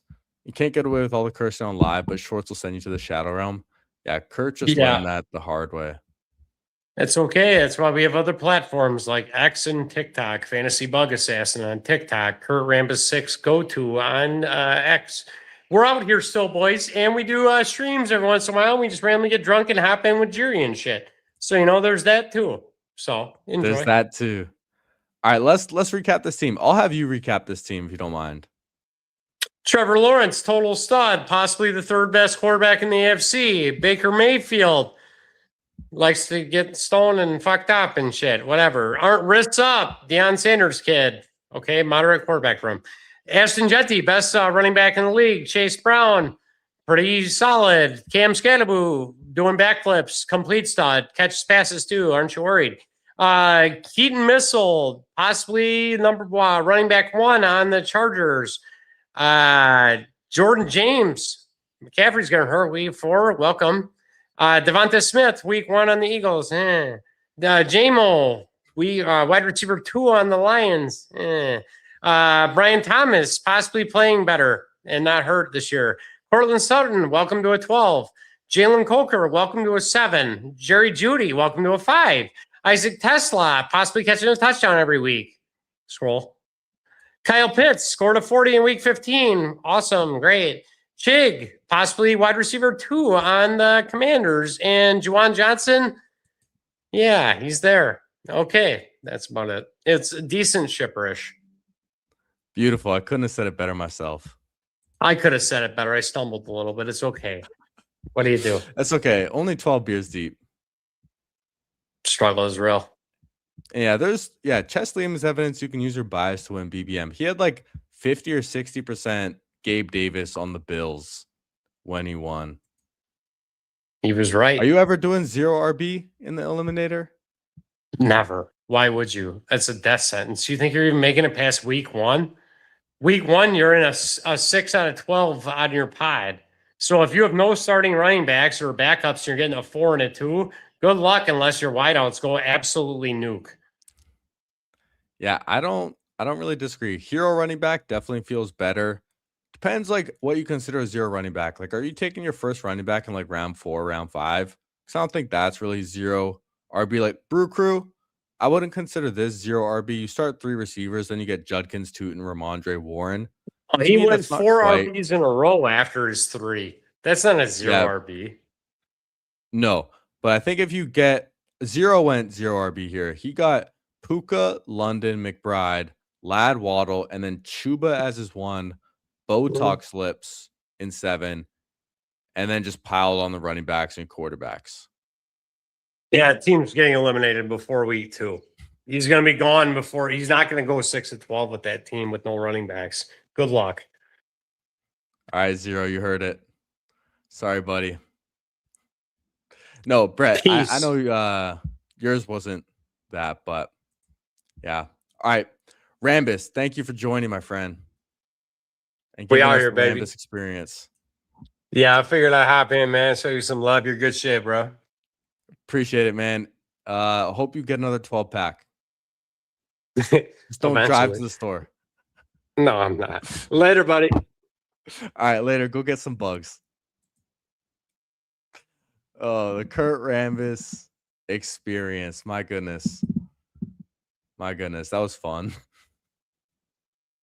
That was fun. My first time ever interacting with CURT. So, yeah, very, very interested. He's definitely a fun time, man. Really, really one of a kind guy. Now let's do another draft. Do we want to stick on Underdog or do I want to head over to DraftKings? That's one thing I'm thinking about. I don't know if I want to do another eliminator right now. Should I? Let's see how many. If we can fill it. We can just stick with the elims today. Let's just stick with all the eliminators today. Waiting for 4. Waiting for 3. We'll do one more. One more eliminator. Damn, I forgot to name a lot of these. Fuck. I really wish I did. But let's name this CURT Rambus one before I forget. I'm just going to name it CURT Rambus. So I don't forget. I'm usually pretty good at renaming my teams, but oh well. Yeah, Rambus is always bringing that electricity for sure, man. He's just right. That's just him. I respect it. That was fun. Respect to him for just jumping on too, out of nowhere. You like your team in the 6th spot? I didn't get to check it out. We're too caught up in the CURT Rambus experience. But hey, if you want to join another one, we got 2 spots. You want to hop back in? Yeah, you heard it here for 0. Unfortunately, your team might be dead after week 2. Respectfully. Yeah, this is the thing, man. When we're drafting on stream, we want these eliminators to fill, but then we got to draft with these sharp guys in the chat. But I always end up in 0's drafts anyways, so it doesn't really change much. Got him here at 2. I'm at pick 7 right here. If you're in this draft, let me know. We got Underset in the 12. How we doing? If you're in here, don't be the lurker, as they say. Let us know where you at. Yeah, no usual suspects. Very nice. If Puka and Waddle drop 25 each week, that's all you need. I don't completely hate going. It depends how you define a 0 running back, but I don't completely hate it. I'll show you guys a 0 running back best ball mania team that I did last night or 2 nights ago. It might have been 2 nights ago. No, it was last night. Was it this one? No, this one. Okay. This is as 0 running back as I've ever gone. Drake May, Baker Mayfield is my 2 quarterbacks. Just look at the ADPs, by the way. The draft board led me to do this. Running backs, Rico Dowdle, Kenneth Gainwell, Isaiah Pacheco, Dylan Sampson, Tank Bigsby, Mike Washington, Kalen Black, James Conner. Am I dead? Look at the receivers, though. JSN, AJ Brown, Emeka Egbuka, Jamison Williams, 54, Cardinal Tate, and Ricky Pearsall. And then tight ends, Trey McBride, Dalton Kincaid. All these guys way, way past ADP. Cardinal Tate, 67. JMO, 54. We got Egbuka past ADP. Even JSN, we got at pick 6. But yeah, it looks dead until someone turns an ankle. That's the thing. We took a lot of handcuffs and tried to get at least a couple guys that can hopefully get us some points each week. But that was in Best Ball Mania. That was in Best Ball Mania. We just went for it. When the draft board looks like that, sometimes you just have to go for it, man. Sometimes you just got to go for it. I'm taking St. Brown here. Yeah, CMC or GT get hurt and you're cooking. That's the thing. Let's pull this back up real quick. I was really considering going Kalen Black and Jordan James and just getting double San Fran. But I decided to go with James Conner and just get a vet on this team who maybe has outs to getting like cut and on a new team. Maybe he gets traded. Maybe he just can fall his way into the end zone and give us like some points instead of just double handcuffs. So I went with that instead. But it's going to be a tough team to advance. But in my portfolio, when I'm maxing the contest, I'm okay with it. I think my quarterbacks were good with Drake May, Baker Mayfield. I think my tight ends, really good. Trey McBride, Dalton Kincaid. Everyone way past ADP too. That's the thing. Now, we heard Rambus say what he had to say about Hampton, but I'm going to take him here at pick 18. I think that's a totally fine pick in the eliminator. I like Keaton Missile too. I don't think Hampton's dead. And I'll take him when he's the last running back in a tier. I do prefer Chase Brown over Hampton straight up. In the eliminator, I would prefer Henry. In Best Ball Mania, I would definitely prefer Hampton. Achane and Hampton is an interesting debate, but I probably prefer Hampton just because he's on a better team. I do prefer Kenneth Walker and Saquon to Hampton. So to me, Hampton is between like Achane and Chase Brown. Maybe above, maybe Achane you can take above Hampton. That one's kind of on the fence a little bit. ETR is low on Hampton. Interesting. I just don't think they're going to have like a bell cow running back. Like Mike McDaniel hasn't really done that except for last year with Achane, but they had Ollie Gordon as their backup and like injured Jalen Wright. So I don't think that really counts.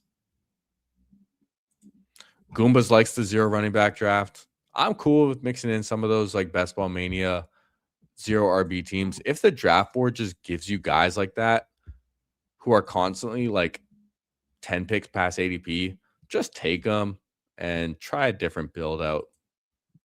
Especially if you're maxing the contest, get some different teams in there. Yeah, a lot of these trash ass round 3 running backs, same as round 5 to 7 guys, they definitely could be. I'm a little iffy on them. Like, I don't know how to feel. I do like the receivers more in like Best Ball Mania contests. But in the eliminator, I'm going to take a Kyren Williams. I think Kyren Williams a pretty eliminator-ass pick.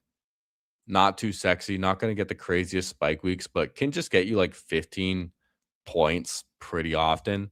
You know, upwards of 20, which can just really help you advance, especially at the running back position. So we're gonna be happy with that. Fading Chuba and BBM, slamming him in the elim.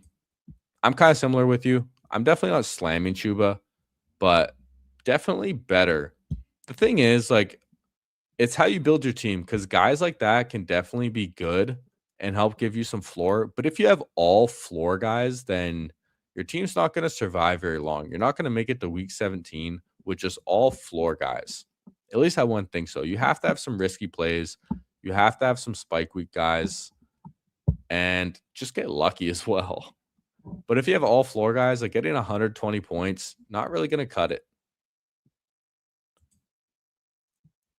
What's the difference between Kyren and Chuba realistically? I mean, Kyren has a better backup. So that's a negative to Kyren. It's just the offense, I think, mainly. Like the Rams. Rams have like a top 3 offense in the league. Top 5, maybe. Carolina, like bottom 10, possibly. Not the sexiest offense. That's the biggest thing, I think. Now we're 1 pick away. I'm not taking Neighbors. T. Higgins, Tedero McMillan. Dave Montgomery's not bad either if I just want to be strong at running backs, but I think receivers are important too. I don't want to take... No, I can't take T. Higgins. I don't want the bye week. Let's just take Dave Montgomery and get strong at running back. I think Dave Montgomery is great in Best Ball Mania and the Eliminator. So I'm going to take him here. Feel very, very solid. Could argue like all three of these guys are kind of floor plays. Hampton kind of a ceiling play also, though. And then St. Brown holding it down at receiver at least. So we start hero receiver. That's kind of how we're trying to build this team. And we'll see what receivers fall back to us.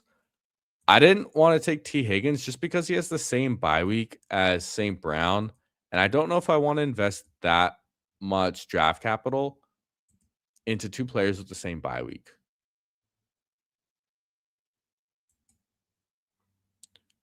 Yeah, ceiling's good. 50-50 each week. You definitely still need ceiling. Adams could be goal line threat again and limit the rushing touchdowns. In theory, it definitely could happen.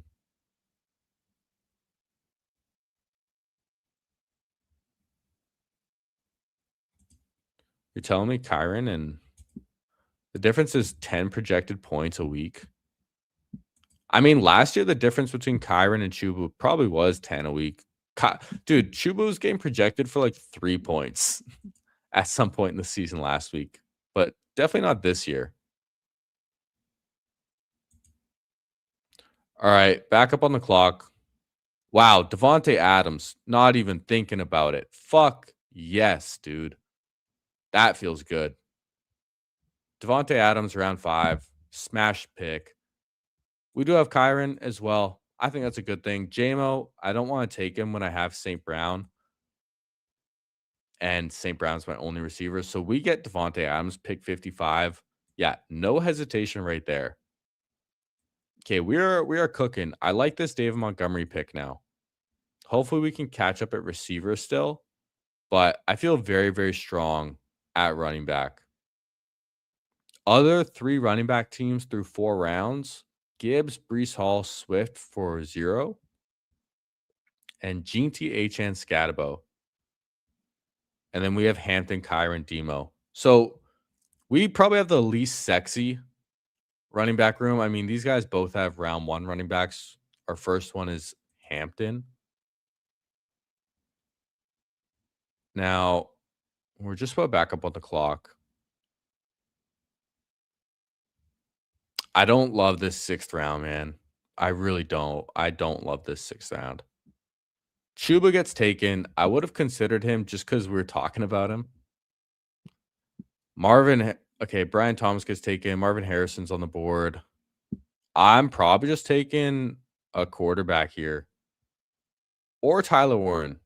But I think one of these quarterbacks is going to be the pick. Fuck it, we're taking May. Another week 11 bye. Maybe I should have thought about that a little more. But the quarterbacks to me are just the best picks here. So I'm going to do that. I don't have a lot of Drake May. I didn't want to take Joe Burrow just because of the week 6 bye, because I like Goff more than I like Stafford. Yeah, maybe we shouldn't have taken the week 11 bye, but I don't have a lot of Drake May, so let's mix him in right here. What do you think about drafting power onesie teams in the Eliminator and beat people there? I don't love it. Because if they have dud games, like it's kind of why I don't love Josh Allen. And I think he's really expensive is because like if he has one of those games like last year where he has 7 points, your team's probably dead that week. It's a lot of capital invested into just a onesie position. And for the same reasons, I don't love the elite tight ends. Unless like Brock Bowers and Trey McBride, they just have like, 220 plus point seasons, 250 point seasons. Then they can just smash, but I don't love it. Now, the reason I took a quarterback right there is because exactly what we just saw. 1, 2, 3, 4, 5 quarterbacks went off before our next pick. And now we have a choice: Parker Washington, DK Metcalf. We definitely need a receiver. I'm going to take P-Wash. I just think he has the higher ceiling. And on this team, I want some ceiling as well. So I agree here. Don't need top 1% outcomes in the eliminator. I think top like 60% outcomes are pretty good, especially when you have a 50-50. And yeah, different structure is very important. I build different structures almost every draft. I don't think it's very often I build similar structured teams. But do I like the 6th round? I like it for the quarterbacks.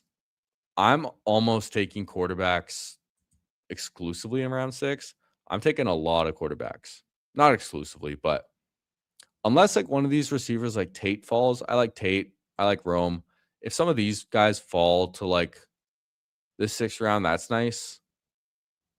But like Drake May, Jaden Daniels, Burrow, Caleb, Hurts, these guys just they feel like such values when guys like Matthew Stafford are going 25 picks later, like 20 picks later sometimes. It's a little insane to me. It feels like the value.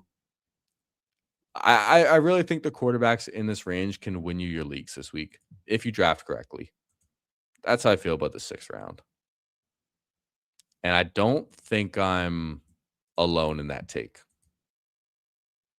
Yeah, sorry about the May snipe. I really just don't have a lot of Drake, man. I kind of want to mix in a little bit more.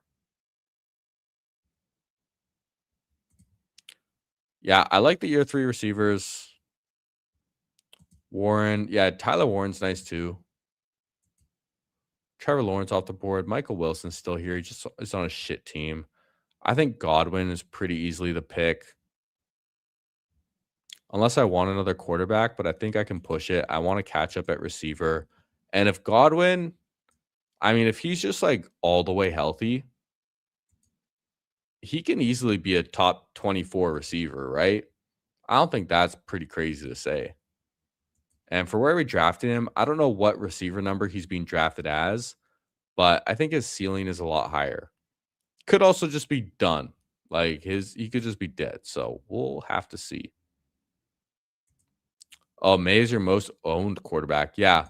I know a lot of people really love Drake May. I'm just kind of I'm realizing now I think I might have been a little like fade locked. Cause when these contests first opened, the big board, dude, Drake May was getting drafted at like pick 40. Drake May was in the 4th round and then slowly fell and fell and fell. So I've kind of just been not drafting him until he finds like his middle ground, which is seems to be in the 6th round, sometimes in the 7th. Like that Best Ball Mania I showed, I got Drake May at pick 78 with AJ Brown, which felt really, really nice. So if you can get him in the 7th round too, feels very strong. But he does have a much harder schedule this year. Although you could argue that's actually a benefit because maybe he has to just push it harder and like pedal to the metal. Maybe he runs a bit more. Maybe he has more deep passes. You never know. But okay, we're just about on the clock. I mean, if Tucker Kraft's there, I'm going to take him, even though he has a week 11 bye as well. I'm a sucker for ADP. If we don't get him, I'm probably looking at a quarterback. Although the smart thing would be just to take a quarterback here. But I think I'm not going to pass on Tucker Kraft. It is another week 11 bye. But at the same time, if I make it to week 11, that's still like $1,000 payout.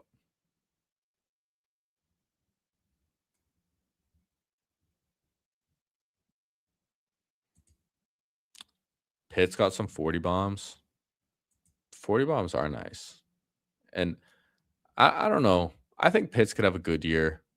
Seeing how Tua played with, a retired rapper in what's his name? Darren Waller last year. Got a lot of touchdowns.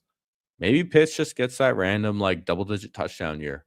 If he gets 10 touchdowns, he's a smash. Even if he like continues his streak of like 1 touchdown more each year. Like this is the funniest thing, man. Okay, can I not look at drafted players? Okay, there we go. Kyle Pitts, year 5 touchdowns, 4 touchdowns, 3, 2. He just gets one more touchdown each year is so funny. Now, if we get Goff here, I am over the moon. Let's go. We push quarterback and it pays off. Super happy about that. And this is exactly why I didn't take Burrow. I do like Burrow over Drake May, which I know a lot of people much prefer Drake May. But I didn't take Joe Burrow specifically because, one, I passed on Higgins. And 2, I wanted Jared Goff with St. Brown. So we make it happen. And that is really bringing together this team. We got Drake May, Jared Goff at quarterback. Running backs, we got Amarian Hampton, Kyron Williams, David Montgomery. Receivers, St. Brown, Devontae Adams, Parker Washington, Chris Godwin, and Tucker Kraft at tight end. Dude, are we drafting a shipper or what right now? This feels really, really solid. Really, really solid, especially in the eliminator. It feels very solid. Now, I'm probably going to want to invest a little more at tight end just in case Tucker Kraft starts off a little slow. But we'll see. Yeah, Pitt's ADP was crazy late last year. And I do think he's getting 6 touchdowns. I wonder what his over-under on touchdowns is. Let's find out. Let's find out right now. I'm really curious. NFL season receiving yards. Is there not the little option for touchdowns? Where's the touchdowns? There it is. Kyle Pitts. Did I scroll past him? I don't see him here unless I missed him. I don't know if he has a touchdown over under. Okay, I'm on the clock. Jay Ferg, Tracy. I'm taking Tracy. The running back drop off is real. Not interested in Keaton Missile when I have Hampton. Yeah, search bar. That's what I need to do. I don't do any of these pick'ems on my phone or on the desktop. I do them on my phone if I do them. Yeah, there's no Pitts. Oh, that was sorry, that was quarterbacks. I thought we were still on receivers. Yeah, we don't have Kyle Pitts for touchdowns. Unless I'm just doing that wrong, which I probably am. I want to say I saw his receiving yards, though.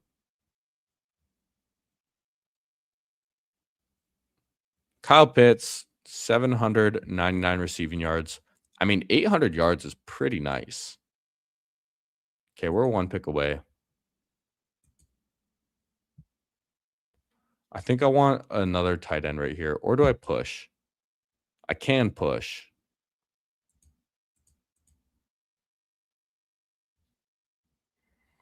Let's look at receivers later. Can I afford another week 11 bye? You know what? Let's get a guy we never draft. Khalil Shakir, 12 picks past ADP. I never draft him. One of the most eliminator-ass picks you can make. Bit of a panic pick.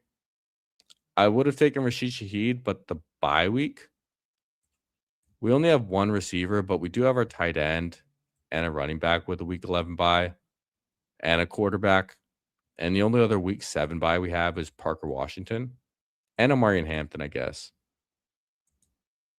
But I think this is my first share of Khalil Shakir in the eliminator. And he's definitely better in the eliminator than Best Ball Mania. So I'm okay with it. We kind of faded receivers a bit in this draft. So we'll catch up a little bit there.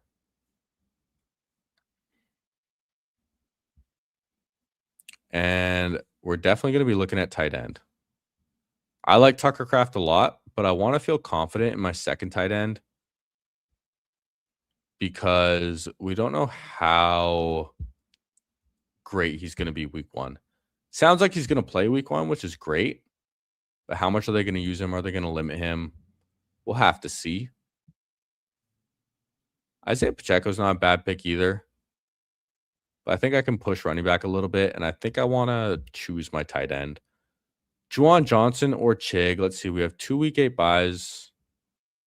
2 week 7 buys. That's a lot of week 7. Let's go Juwan on this team. Let's go Juwan. Keep our bye weeks in mind a little bit. Yeah, there you go. Week 17 correlation. Very important in the eliminator. Hey, you're going from 76K to 200K. So, you know, got to get that top dollar. Glad I took Juwan. Gadsden and Strange go off right after.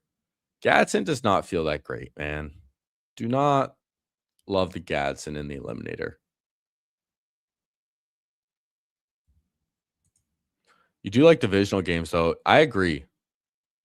Yeah, divisional games are definitely nice in general in the eliminator because then you get a lot of like teams playing against each other twice a year, which definitely feels good.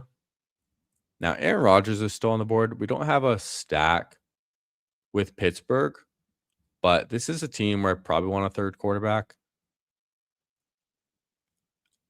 I kind of just like a third quarterback in general in the eliminator.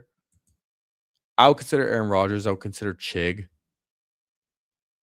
just being done at tight end as well. I don't have anyone for like a Tua later.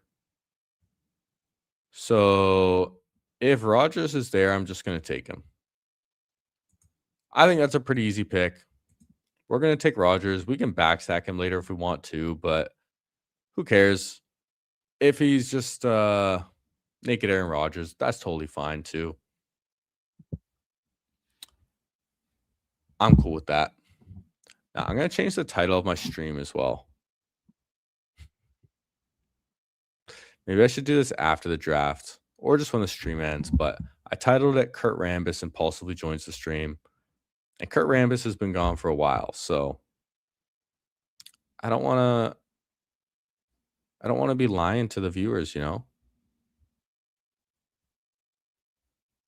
We're going to title it Eliminator Drafts. I'm just going to title it CURT Rambus Crashes the Stream. I think that's a fine title. Man, good for Kurt, dude. He's making waves. Pete sending him $200 to buy a laptop is so funny. Respect to Pete too, man. Curious to see how this next week turns out for these tout guys. All right, looking at our draft. I want another running back. I want another receiver. Sampson's off the board. Sean Tucker's interesting. Kamara. I think I can push running back. I like Flournoy. I think I'm just going to take him here. Yeah, I'm doing it. We're going to take Ryan Flournoy. We're probably looking at a 3-5-7-3 build, if I had to guess. We have our 3 quarterbacks. Going to be looking at one more running back. No week 8 buys. And then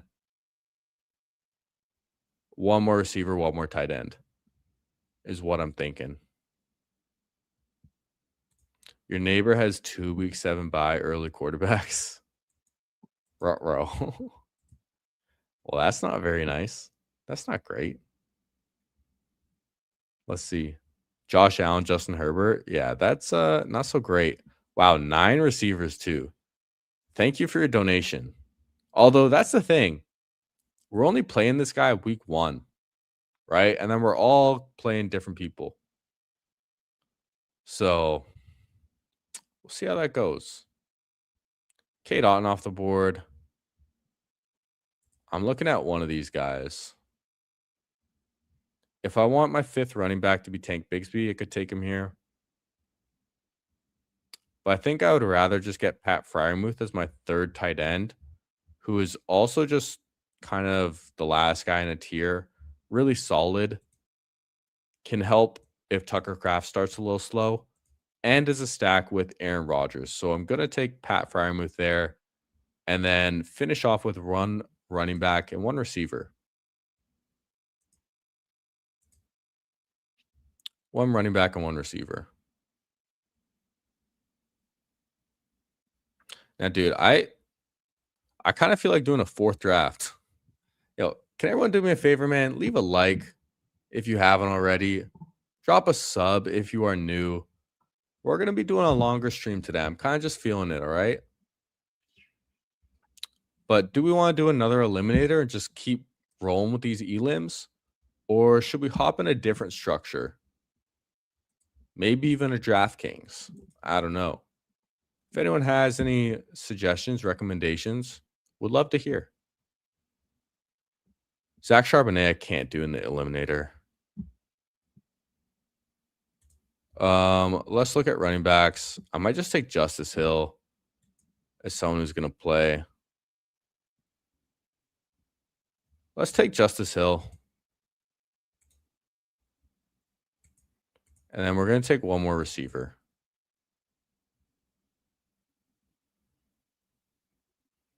If it ain't broke, don't fix it. Puppy and elims are classic. Maybe I do just rip another eliminator. Let's hop in one right now. We're going to hop in another eliminator. Okay, we're waiting for 10. So good thing I joined now. If this one takes too long to fill, then we'll do a different draft. But hopefully by the end of this draft, this one can fill. If anyone wants to do one more, Brett's in. All right. It's the only way to get eliminators filled anymore. Or at this point in the year anyways. I swear. Now receivers, what are we looking at? Okay, we're good on the bye week I want. I'm looking at Christian Kirk or Devon Vele. I'm looking at one of these two guys. I like Kirk in the eliminator, man. And I like Vele in the eliminator too. We do have Juwan Johnson. So do we want two Saints or do we want to diversify? I'm going to take Vele. I think he has a higher ceiling than Kirk. And can still give us some early floor too. I mean, Chris Olave is dealing with blood clots right now. That's not great. And Jordan Tyson, he is a rookie. And coming off an injury, a little injury prone, they're slow rolling him for sure. So let's take Vele, who might just have a bigger role early in the season. They traded for him last year. And I like it as a pick who's not really getting drafted at all. Got some good coach speak today or yesterday as well. So let's go over this team. First of all, let's check. Okay, we're waiting for 6 in this other one. At quarterback, we have Drake May, Jared Goff, Aaron Rodgers. I think that's a solid 3, all different bye weeks. Running backs, we have Hampton, Kyron, David Montgomery, Tyrone Tracy, Justice Hill. Solid, not sexy at all, but solid. Receivers feel pretty good. St. Brown, Devontae Adams, Parker Washington, Chris Godwin, Khalil Shakir, Ryan Flournoy, and Devon Vele. I like it. I like the receiver room a lot, especially for this tournament. I think we have good floor and ceiling. And then tight ends feel really, really good. Tucker Kraft, Juwan Johnson, Pat Fryermuth. Kraft at 103, very solid. Juwan Johnson, Pat Fryermuth, nice depth pieces as well. So, yeah, this one turned out quite well. Drake May is unstacked. I don't care. It honestly didn't even cross my mind to stack him. Plus, we have enough week 11 buys as it is. Now, I'm thinking this eliminator might take too long to fill. We'll give it like another minute and see if we can get to like 9 or 10, it would feel pretty good. But if anyone's in here, hop in the eliminator. If it's taking more than a couple minutes, I'll probably just hop in a puppy instead.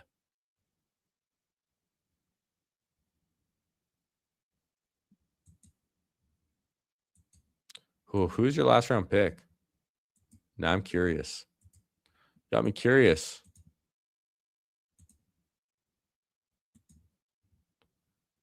Four running backs: Gibbs, Breece Hall, Swift, and Jalen Warren. I don't hate stopping at 4 right there. Oh, Jahan Dotson. He got some coach speak as well that he's just the number 2 in Atlanta. Maybe Zachariah Branch takes that role. I saw Zachariah Branch catch a long pass from Tua at practice, but that's not too great. Jahan Dotson's not very sexy. All right, we are 8 out of 12. I kind of think I probably should just stick it out in this eliminator. I know a bunch of you guys joined it.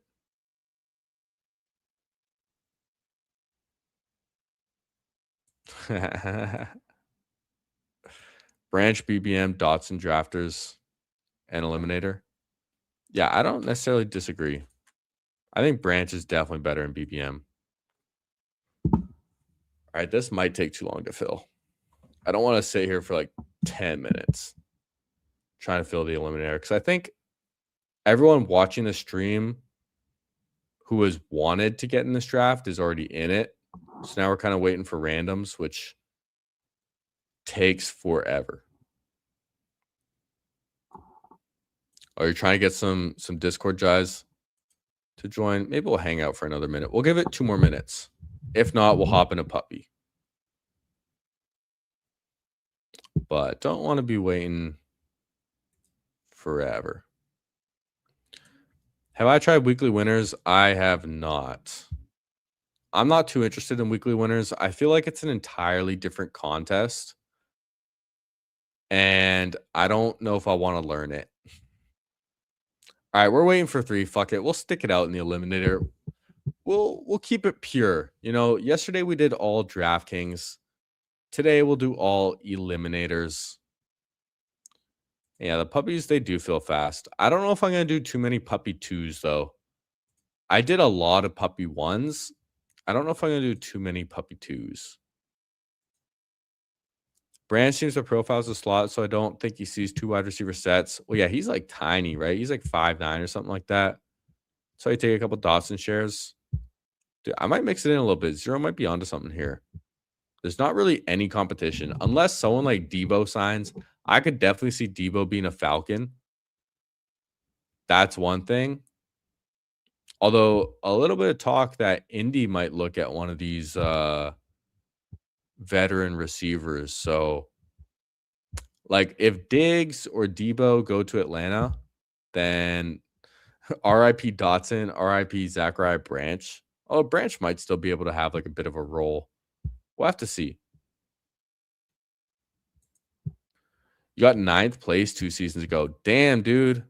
Yo, Zero's playing with that house money, dude. With the most BBMS lineup. Fuck yeah, man. Last year, you built super fragile and aggressively and got smoked in weekly winners. Oh, 9th place in weekly winners. I see. What was the payout for weekly winners? I'm curious. I thought you meant 9th place in Best Ball Mania. Like that's like 100K. But what's 9th place in weekly winners? I could just go look. We're one away from the eliminator filling. 1,500. I mean, 1,500's not bad. I feel like to get that though is so tough. Because every week, every single week, you're playing against 186,840 people, right? Like that's who you're competing against every single week. That's yeah, 9th place 1,500. I don't know, man. I just don't love it. I think if you can find the edge to it, there probably is a huge edge. If you actually know how to draft it. Oh, fuck, dude. I'm right next to Zero and Underzet. Come on, dude. Brew Crew's on the other side. King CO, RK Rich. Yo, vagina virus. This dude's name is really vagina virus. My goodness.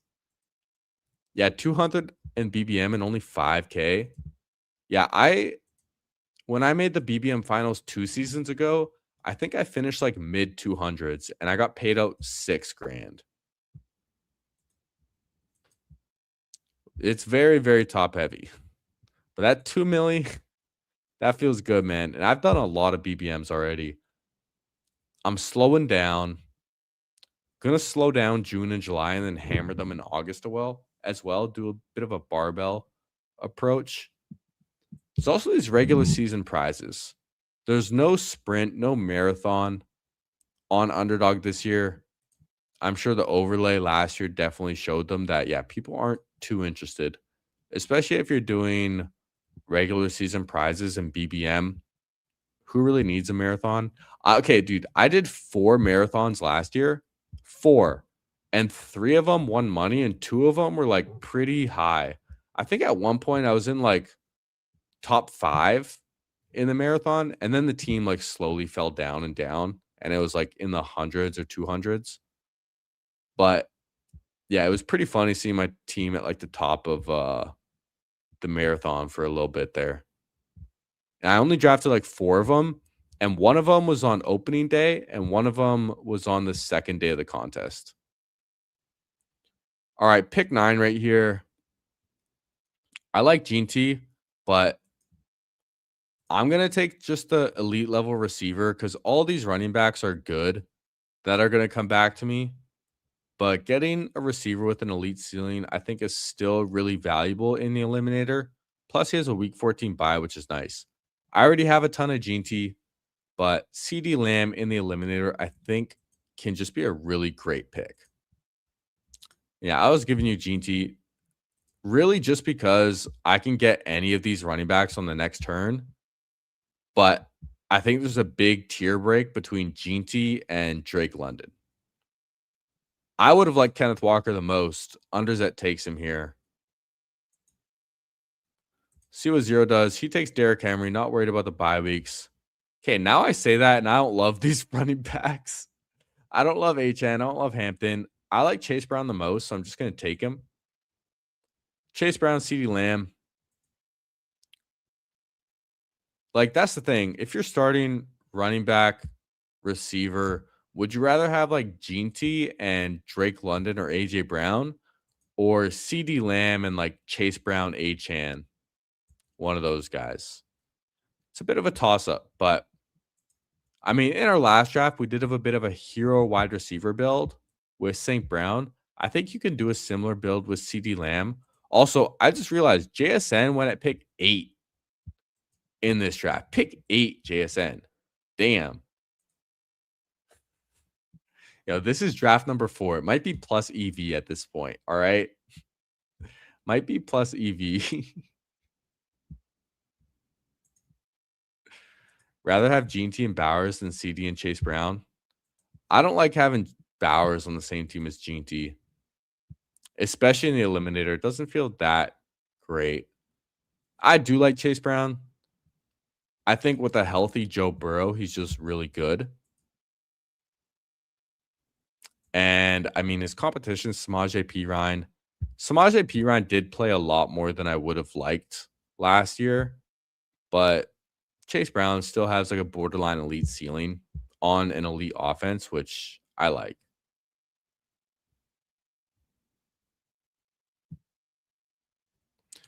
Ping pong the Kubiak weapons in 1v1s. I mean, there's really a reality where like Gene T can finish RB1 and Bowers can finish tight end 1. Like, it's not impossible. They could just both smash because who else is on their team? Trey Tucker and Jalen Naylor.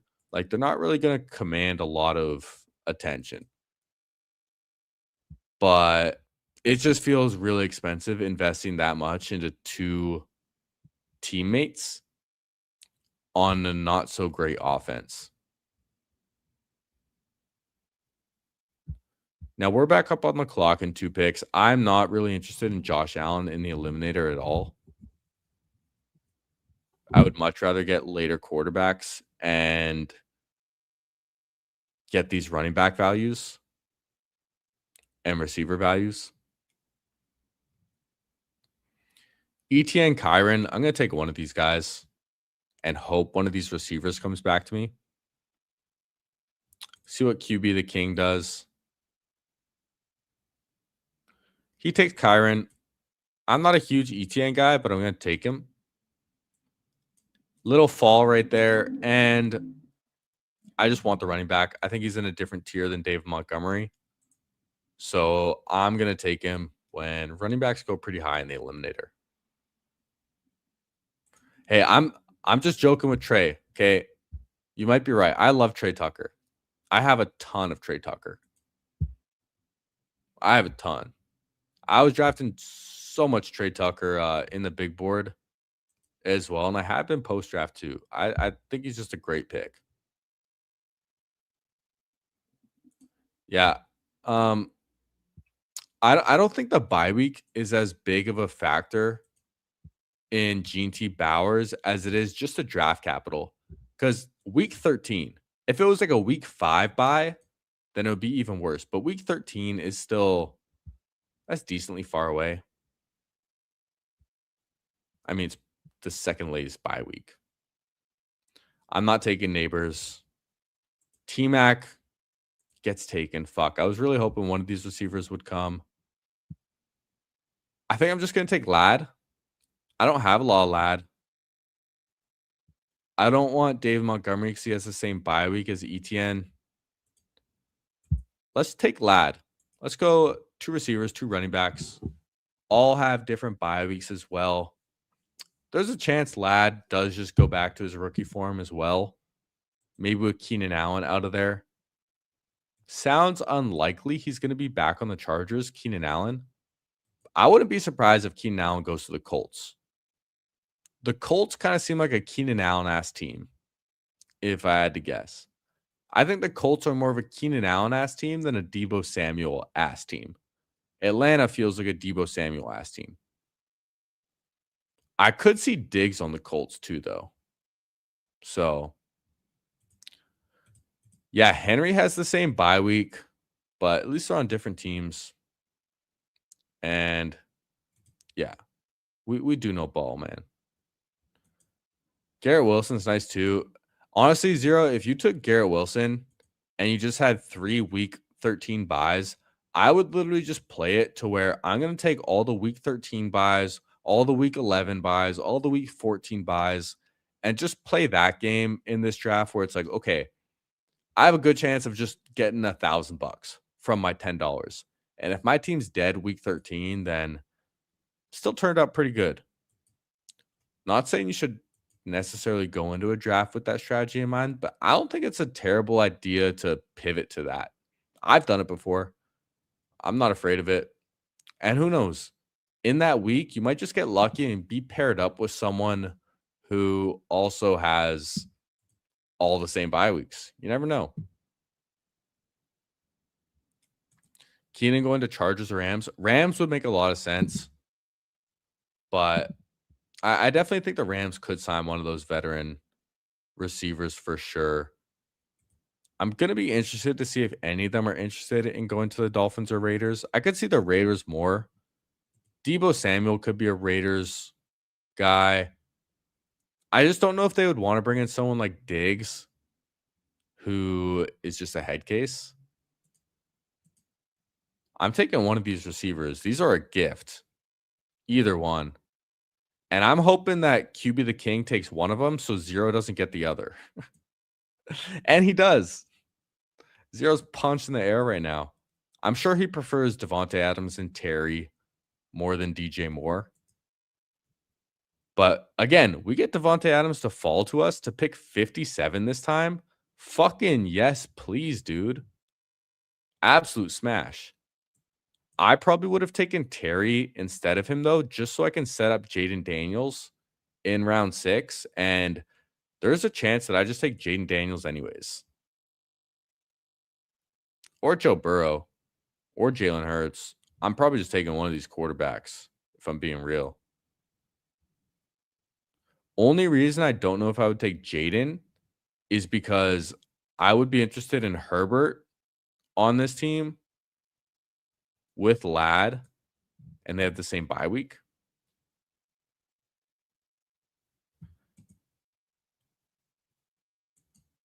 All right. 0 takes Cardinal Tate, so it's kind of hard to pass on Rome. I'm taking Rome or Burrow. Let's no, man, we push receivers a lot. No, I'm taking Rome. We're gonna take Rome. We're gonna take the faller. We can get Burrow anytime. We're gonna take Rome, get the falling receiver. Makes our Devontae Adams pick feel even better too. Now I feel really, really strong at receiver. I kind of pushed receiver in some of my other drafts. So let's switch it up a little bit. I did say in my last draft too, when someone asked me, might have been 0, about round 6. I was saying, like, I like the quarterbacks unless someone like Rome falls, which happens. So we stay true to our word right there. Seaburns takes Drake May to pair up with AJ Brown. Now, are we going to gift this guy in the 3 hole? Are we going to gift him Joe Burrow with Jamar Chase? I really hope not. Come on, vagina virus. Snipe him. He takes DK. Wow, okay. We gifted RK Rich Joe Burrow, and he snap clicks him. Don't blame him whatsoever. The thing is, like, we don't need to worry too much about stacking quarterbacks in the eliminator. Plus, sometimes Caleb just falls. I have at least 2 teams with Caleb Williams in the 80s on the eliminator. Doesn't happen here. He goes 73. But that's fine. I think it was a good decision.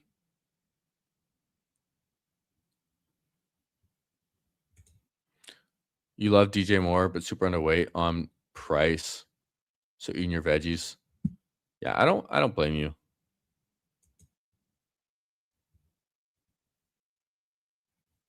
Some BBMs with Caleb in the 80s, double stacked. Yeah, that feels good. Whenever you can push those round 6 quarterbacks to round 7, especially in the middle, feels pretty good. Yeah, I don't love Price too much either. I haven't drafted him a ton. I've taken him a bit. In the eliminator, though, I really don't like him. I just value rookies a lot less in the eliminator in general. Now, as much as I like these receivers, I need to take a quarterback. Dak falls to us. We have CD. So I'm just going to take Dak. I don't have a lot of Dak. He gets pulled up a ton. So we get him to fall to us with our round 1 wide receivers. So let's not hesitate and just stack them up.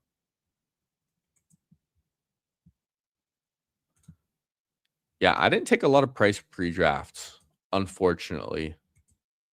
Kind of missed the boat on that one a bit. But and Underset takes our guy. We were praying that Herbert came back to us. I wasn't expecting it, though, with these 3 guys between. None of them having quarterbacks. But that's okay. Yeah, Price, the teams I did take him on, though, I took a lot of Price as like my 2nd running back or like my 3rd running back. I took him on a lot of hero or 0 running back teams. So if he did hit, then it would hit really big, which definitely feels good now. I think I push quarterback more.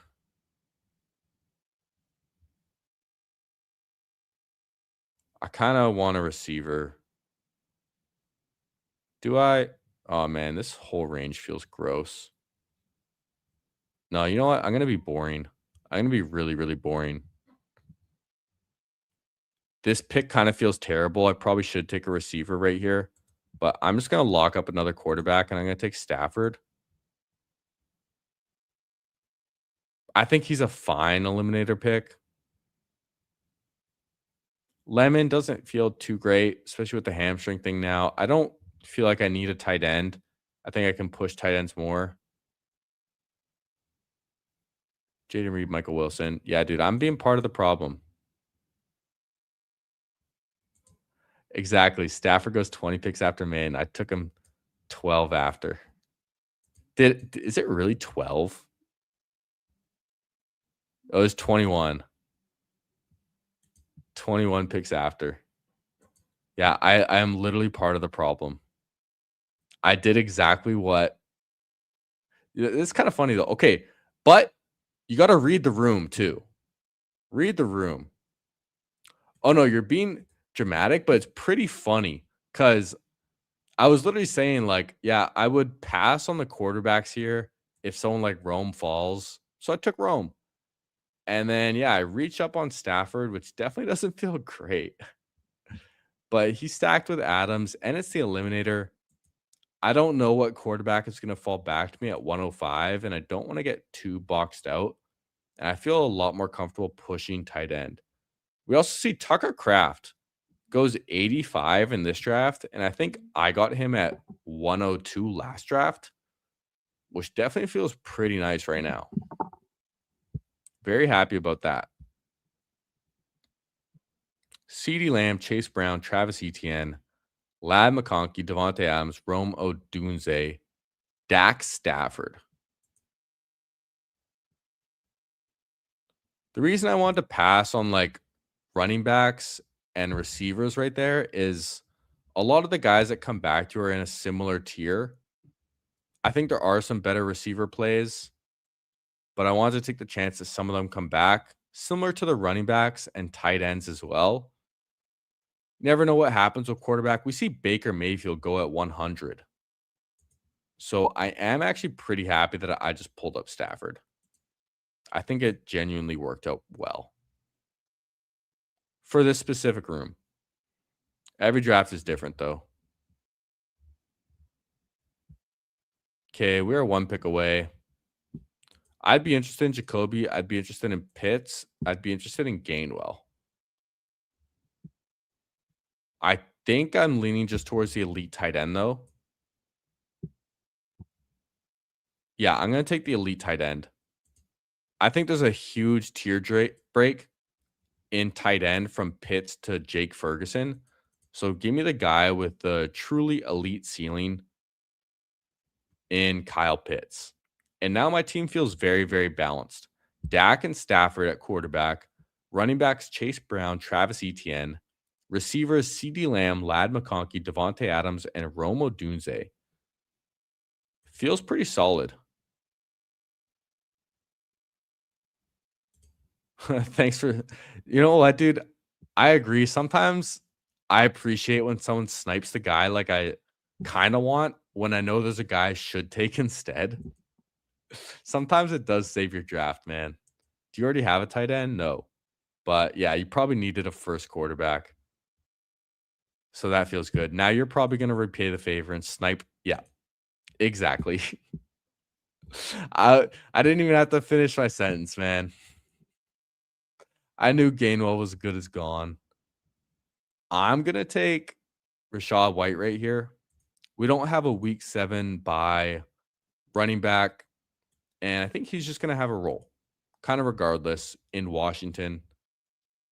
So, yeah, let's just take him there. I don't want to fall too far behind at running back. So, Chase Brown, Travis Etienne, Rachaad White, pretty solid. Dak Stafford, solid. CD, Ladd, Adams, Rome is a really, really good receiver room. I love this receiver room. And then Kyle Pitts at tight end too. We see Mark Andrews go 113. Makes my Kyle Pitts 105 feel even better. So I think I've played this room pretty well at quarterback and tight end. Because I passed on the receivers to take Stafford, and I passed on the receivers to take Pitts, and I passed on the receiver to take Rachaad White. But I think all those positions were more important than getting a 5th receiver because CD, Ladd, Adams, and Rome, that's really solid. And it's a lot of draft capital. So we're playing on a week-to-week basis. And if this was a redraft team and you have Rome Odunze and Devontae Adams in your flex with CD and Ladd starting, you're feeling pretty fucking good. So I like it, man. Yeah, we're helping each other diversify. You like Rashad over Gainwell straight up, but already have 33% Rashad and 6% Gainwell. Damn, is that in general or is that just the eliminator? Because I haven't really looked at just my eliminator exposures yet, but they're going to be very different. I have a ton of Parker Washington, a ton of Pat Fryermuth, a ton of Tracy, Godwin, JMO, Flournoy. But I've still only done 26 drafts, maybe 27 now. That's general. In general. Yeah, it still counts, though. Getting a little different. Okay, we are 2 picks away. Do I just consider a third quarterback right here? I might. 0 has 1. These guys both have 2. Diggs is off the board. I do really like Dobbs in a different tier, but I think I'm going to take the quarterback that can just run the ball a lot and spike into my lineup. There's other receivers, so let me get the third quarterback and just lock it down and be done with it. I think it makes the most sense. And we get a spike week guy when Stafford and Dak, they're pocket passers. So let's get a rushing quarterback. Gives us a little more upside. We see Cam Ward go right after. So it makes me feel pretty good about my Malik Willis selection. I think we're reading this draft room pretty well.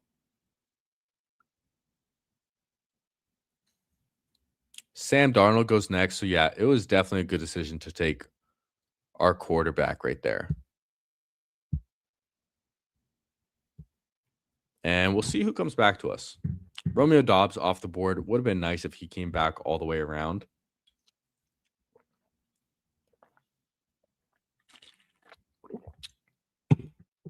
I remember the Fantasy Dog Pound saying that he was holding off on Dobbs a little bit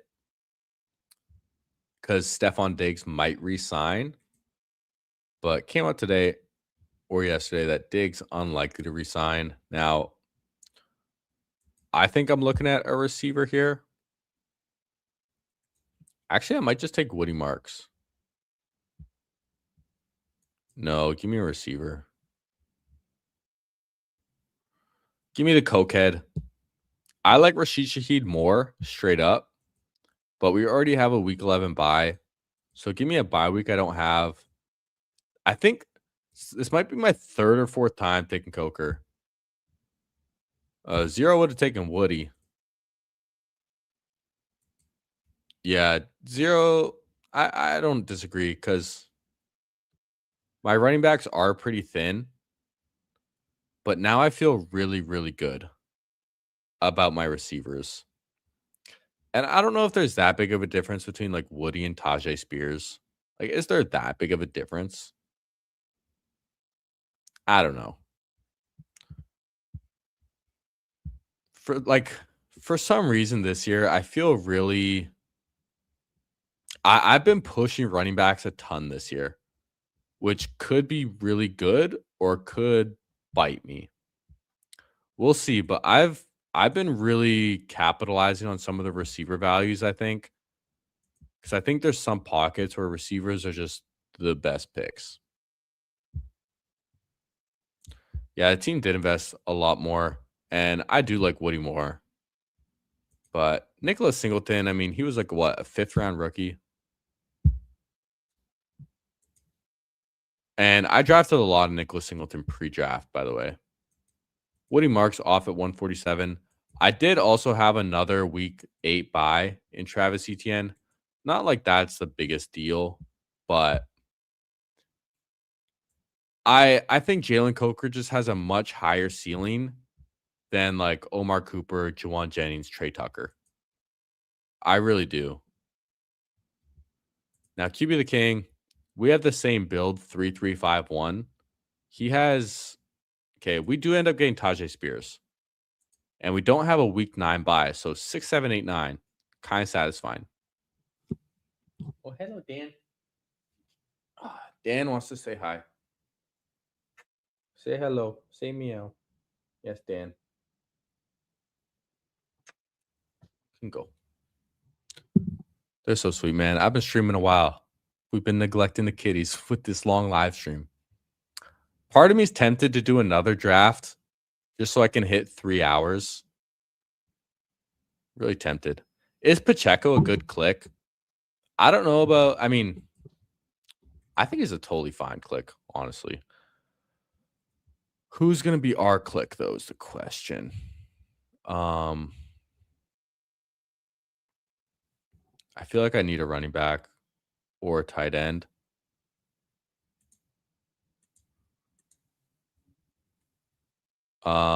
Let's just take Sean Tucker. There we go. 6, 7, 8, 9, 10 for our bye weeks. I don't know. I do really like the receivers here. Maybe I would have taken a receiver if my cat didn't come distract me. But what's up, Best Ball and Call? Best Ball and Call. I love it, dude. Always pops in the chat right when we got the cat action going on. Yo, Willis is awesome. Say do more drafts. Yo, fuck it, dude. We'll go 3 hours today. Yo, Pete Overzet said do longer live streams. So we'll try and go a little longer today, man. We've ripped 4 eliminators already. CURT RAMBUS popped in our stream impulsively. This is an epic stream already. We might have to keep it going. Yeah, this is what Pete Overzet told me. The algorithm prefers length over frequency. But the thing is, I'm not getting ads on my videos yet. I literally just found out recently that you need 1,000 subscribers before you can get ads. That's kind of wild, dude. That's a lot of subscribers. I'm nowhere near that. But hey, speaking of 1,000 subscribers, Pete Overzet told me that when I hit 1,000, he'll come on the stream. So we're going to hold him to that, okay? Oh, the content still gets pushed out more? Yeah, I just figure like YouTube wants people to watch more ads. That's just what I figure. But I don't know. Do people actually enjoy watching or listening to the longer streams more? Because unless you're like at work listening to something or like doing something, if you're just like sitting and watching a replay of a 3-hour stream, that's a long time. What the fuck? They still put ads on the videos. I just don't get paid for it yet. Dude, that's so dumb. YouTube gets ad money for my length. What? Dude, that's not fair. That's so stupid, man. I'm putting in all this work and shit, and YouTube's just taking everything? How bullshit, man. All right, well, we're going to protest by taking TJ Hawkinson. I don't like TJ Hawkinson. I like AJ Barner more, but I have Kyle Pitts with a week 11 bye, and I don't want another week 11 bye at tight end. So we're going to get a little different and take TJ Hawkinson right there. Now the question is, do we take another tight end or do we take a receiver? Malik Washington could be a good pick in the eliminator. Would stack with Malik Willis, but I still don't love it.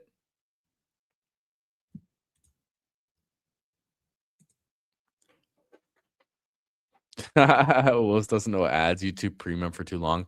Dude, once you try YouTube Premium, you cannot go back. You can not go back. That is true. YouTube is free and it cannot be cheap to run. So there is that. All right. We are 1 pick away. Could look at our 3rd tight end. 0 does take AJ Barner. I would have taken him. I might just take Gunnar Helm right here, though. AD Mitchell's kind of interesting, but he plays for the Jets. And I don't really like the Jets in the eliminator. Let's take Gunnar Helm and be done at 3 tight ends. Now the question is, do I want 6 running backs, 6 receivers, or 5 running backs, 7 receivers? I think I go 6 and 6. Pretty eliminator-ass build. Lose money on the hosting. Makes sense. I've heard some bad buzz about Wilson lately, though. That's the thing. Yeah, I think 6 and 6 as well. Hey, also shout out to you, giving some player takes and construction tips when we're in the same draft, but at least in the eliminator, like we can all be successful in the eliminator. That's what's nice about drafting with you guys there. And you know what? Actually, we'll wait till this one's done before we hop in another. We'll wait.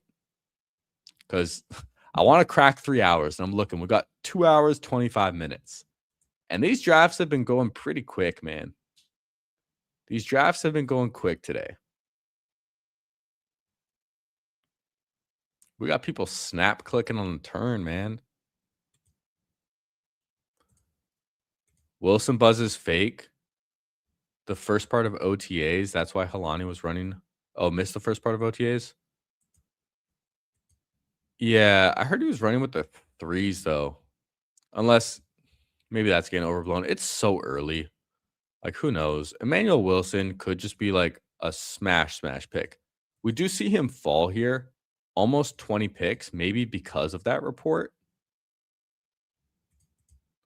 Running back, receiver. I think I take my choice of running back first. There's a ton of receivers. I don't really have a strong preference. And I don't really have a strong preference at running back either. I think I might just take like an upside swing. I might just take a handcuff. Okay, I actually was going to take Malik Washington. You know what, dude? This might be a team that actually makes sense to take Zach Charbonnet on. We can try and stash him, and maybe he can just help later down the road. Because looking at these other running backs, they're not that enticing, man. None of these guys are guarantees. At least if we can make it, like if Zach Charbonnet comes back like week 6 or something somehow, not a bad pick in the 17th round. And I'm not going to lie, the exact reason I ended up taking him is because my bye weeks are now 6, 7, 8, 9, 10, 11. If only like the 7 and 8 were switched around and then it would be perfectly in order. Oh, that would be so satisfying. It would be so satisfying. All right, now we need to stay locked in. We need one more receiver. I have an idea. Cooper Kupp's pretty nice in the eliminator. Pretty eliminator-ass pick.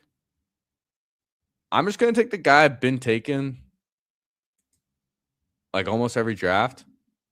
I think he's a great pick in the eliminator, and he's not getting drafted in Devon Vele. Yeah, dude, the OCD is satisfied with the bye weeks. Dude, I'm not joking. You know how satisfying this is? 6, 7, 8, 9, 10, 11. If only these two were flipped. Oh, dude. If those two were flipped, I might have had to end the stream right now because we could not get anything more satisfying than that.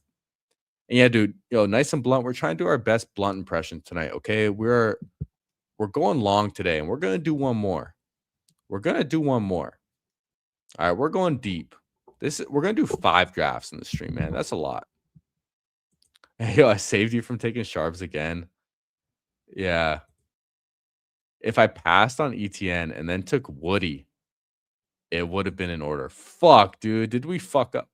But then yeah, Rashad White would have been our RB2, which would not feel that great. Oh, we would have had to take Hampton, dude. Oh, man. Oh, no, because we have Chase Brown. Never mind. Right here. Yeah, there's no bye week 7s there. So we would have had to have Rashad White as our 2, which would not feel great. It's okay. We can survive. So let's recap this team real quick. We got Dak Prescott, Matthew Stafford, Malik Willis, solid quarterback room. This team is just very balanced all around. Running backs, Chase Brown, Travis Etienne, Rashad White, Tajay Spears, Sean Tucker, and Zach Charbonnet. Might be my only share of Zach Charbonnet in the eliminator, but I think it makes sense on this team and for the OCD satisfaction. Receivers, CeeDee Lamb, Ladd McConkey, Devontae Adams, Rome Odunze, Jalen Coker, Devon Vele.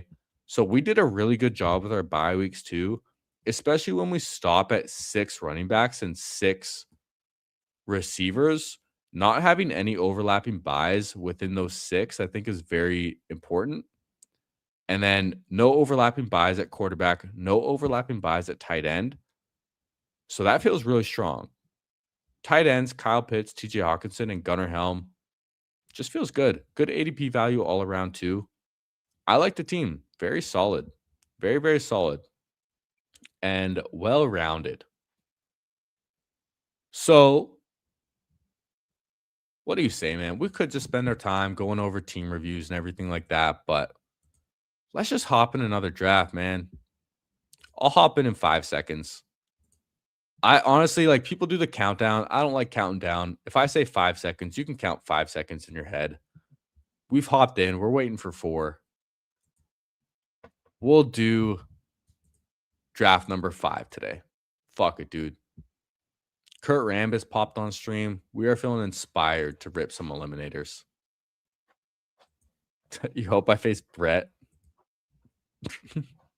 My goodness, dude.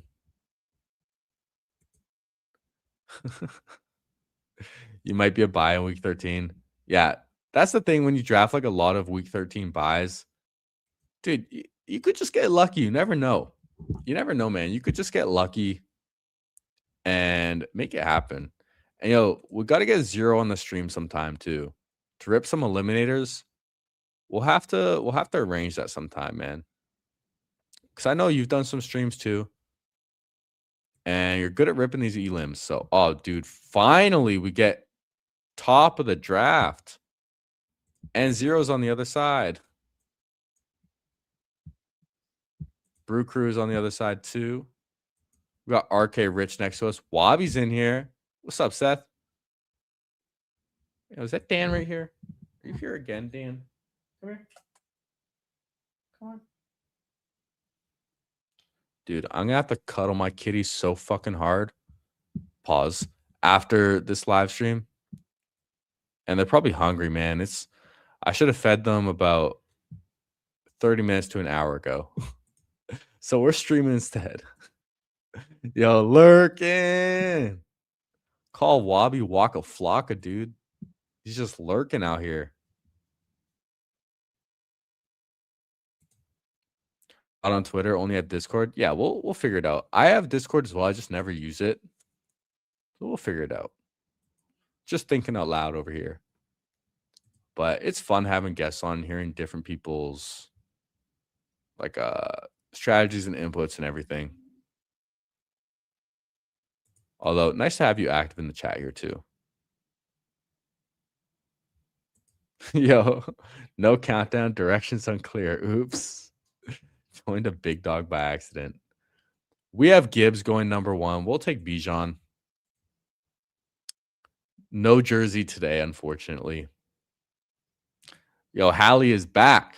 Ripping elims to the break of dawn. Yeah, dude, we're feeling some elims today, man. We're feeling some elims today.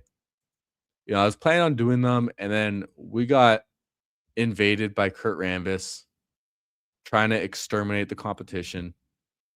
And Seth pulling up JT to pick 4 right there. Getting a little weird. He wants them running backs. And we see, Puka at 6. Dude, as we go longer and longer, these drafts are just getting wild out here. Yo, Zero, are you big on the JT? Because I was huge on Jonathan Taylor last year. I was one of the biggest Jonathan Taylor fans. I think like a month in, like kind of at this point last year, I had about 40% Jonathan Taylor. I had so much Jonathan Taylor last year in the second round. I was taking him everywhere I could, man. I really liked some Jonathan Taylor last year. And it was looking so good and then completely fell apart. Yeah, I was with you, man. 28% last year. It felt so good in round 2, man. Would have been the 101 if Dimes didn't go down. I agree, man. He was getting MVP talk. He was like on pace to break LT's touchdown record. It was nuts, the pace that he was on last year. And then unfortunately the wheels just fell off. And I was thinking GT was going to be this year's Jonathan Taylor, because when the big board first opened, GT was going like mid-second round, which was like Jonathan Taylor-esque last year. AO and Zero gets a 0 running back dream start with that CD Jefferson at the turn. Damn. Okay, this is so satisfying for the OCD as well. Look at the draft board, man. We have 2 running backs, 2 receivers, 2 running backs, 2 running backs, and this guy just has to fuck it up. But then we got receiver, running back, receiver, running back. So, dude, the symmetry is so satisfying for me right now. And this guy just fucks it all up. My goodness, dude. Had to ruin a beautiful thing. The draft board was looking so satisfying. JT was going around Love's ADP as a rookie, wasn't he? I don't remember. I don't know if I was drafting best ball when JT was a rookie. I really don't know. Now we're back up on the clock. Do we want a receiver? Do we want a running back? I don't know. We have Bijan. Bijan gives me a long leash at running back. I'm just going to take Pickens. Could be a terrible pick in the eliminator if he like holds out training camp and then just isn't practicing with the team. We should find that out soon, but he also just has like such an elite ceiling, and we saw that last year. Playing for a big contract too. I was thinking about taking Javonte and just feeling really good at running back. But let's lean into the receivers a bit more. AJ Brown, Nico Collins. AJ Brown hasn't risen nearly as much in the eliminator as he has in Best Ball Mania. And I think that's just because there hasn't been as many drafts in the eliminator as there has been in BBM. So less time for him to rise. But he does have a week 11 bye, similar to Bijan, but that's fine. Not going to kill our team. And we'll start with an anchor running back and then get 2 strong receivers. We started anchor receiver the last 2 drafts, so we're flipping it around this time. Yeah, the Colts, did they both win like 8 games in a row and lose 8 games in a row? I think that was a stat, but that was like pretty wild, man. Yeah, they were going so crazy. They're the biggest regression candidate this year, which does make sense. And yeah, historically great. Doesn't catch passes, then he kept scoring 3 touchdowns a game. Yeah, dude, I don't get it. Some people in the fantasy community are way too like stern and hard-headed on their takes. Like, oh, this guy doesn't catch passes, so I can't take him. And Wabi with the I just don't love Jeremiah Love in the eliminator. And it really feels like people are not scared to draft Jacobs in the eliminator. People seem more afraid in like Best Ball Mania and like the puppy in those drafts than the eliminator, which should be the opposite if you think about it.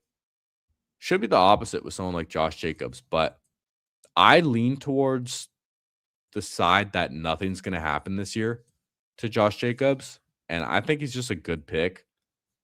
I mean, before the news, he was going mid-second round. He was going after Kenneth Walker and like before Jeremiah Love, maybe right after Jeremiah Love. And if something comes out that, you know, nothing is going to happen, then he could just go even higher again.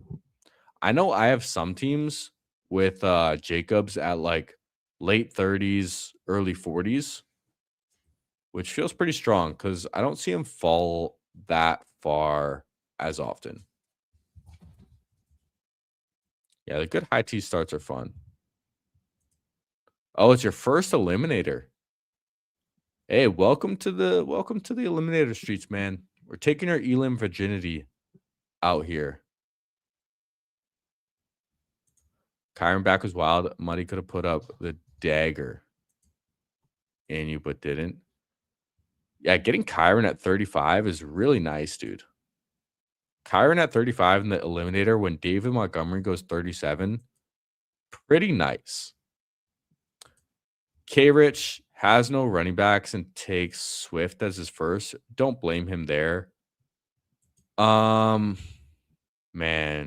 how crazy do I want to get? How crazy do I want to get? I want to get crazy. I want to get crazy. I just took Bayshell Tootin in the 4th round. I'm feeling inspired by Rambus right now.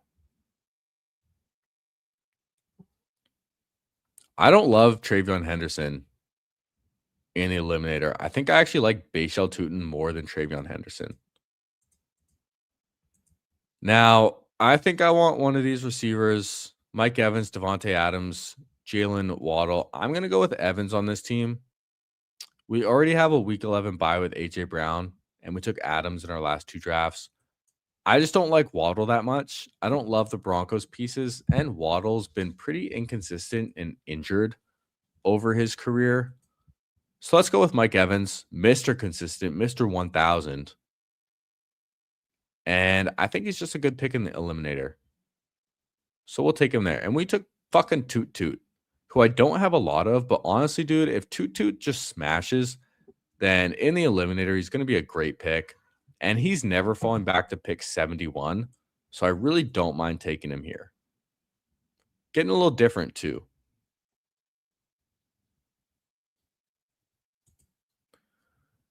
Not that crazy when C-Rod is basically Joe Mixon. I hope not for my bags. I drafted a lot of Chris Rodriguez in like May. I did. I've been anti Toot Toot, but I'm starting to come around a little bit, and I'm going to draft a little more Toot Toot. I'm more comfortable drafting Toot Toot than I am Scatabo. I'll say that. Because, I mean, Scatabo's injured, so that's never a good sign. But we'll mix it up a little bit, okay? We'll mix it up. And hey, if you guys have not already, do me a favor. Hit that like button. Subscribe if you are new. We're doing a long stream today, okay? We don't really ever do 3-hour streams during the week. I'll try and do them on the weekend when I can sometimes, but during the week when I'm working and, you know, got some social things and lady friends and gym and kitties, it gets tough. But, you know, we're listening to Pete Overzet. We're listening to his advice. Try and do some longer streams. So let's run it today, man. And hey, thank you guys for being active in the chat too, especially you, Zero. I appreciate it. It definitely helps a ton when I'm streaming for a long time because there's only so much you can really talk about by yourself. It was fun having Kurt join for a little bit. But like when I did the 300 subscriber stream, man, it is like shockingly easy to just stream and draft for a long time when you're just like chopping it up with the homies. I mean, that was my first time talking with Emo Cowboy. That was my first time talking with the Fantasy Dog Pound. But we all love the same niche. So it's pretty easy to find a rhythm and flow with someone pretty quickly. And man, you're just chopping it up with the boys about ball. Time goes quick. What's up, Steven? Great to see you in here again, man. Good evening to you as well. We're doing a long stream today. We're almost 3 hours deep. Now, I would have liked May on this team. I think I just take a quarterback. I think quarterbacks are the best value right here. So I'm going to take Jalen Hurts. I think that's totally fine. We don't have a week 10 bye. Not interested in Caleb because of another week 10 bye. I think I go receiver. I know people are probably like, what? You're taking Parker Washington over Jordan Tyson? Yeah. Yeah, I am. Although, you know what? I'm actually going to take Rico Dowdle. Psych. We'll take Dowdle on this team. I want to stay strong at running back too. And I feel like we can get some good receiver values at the next turn. And I don't like the running back values at the next turn. So let's take Dowdle. I think Harvey's a decent click as well, but Dowdle in the eliminator feels a bit better. And we've seen running backs go pretty high. So let's switch it up a little bit. Yeah, love talking ball with the boys, man. It's so easy. Yeah, not big on Tyson. I'm Parker over Tyson. And I agree with you. Better in Best Ball Mania. I just like the injuries scare me a little bit. And especially in the eliminator. I mean,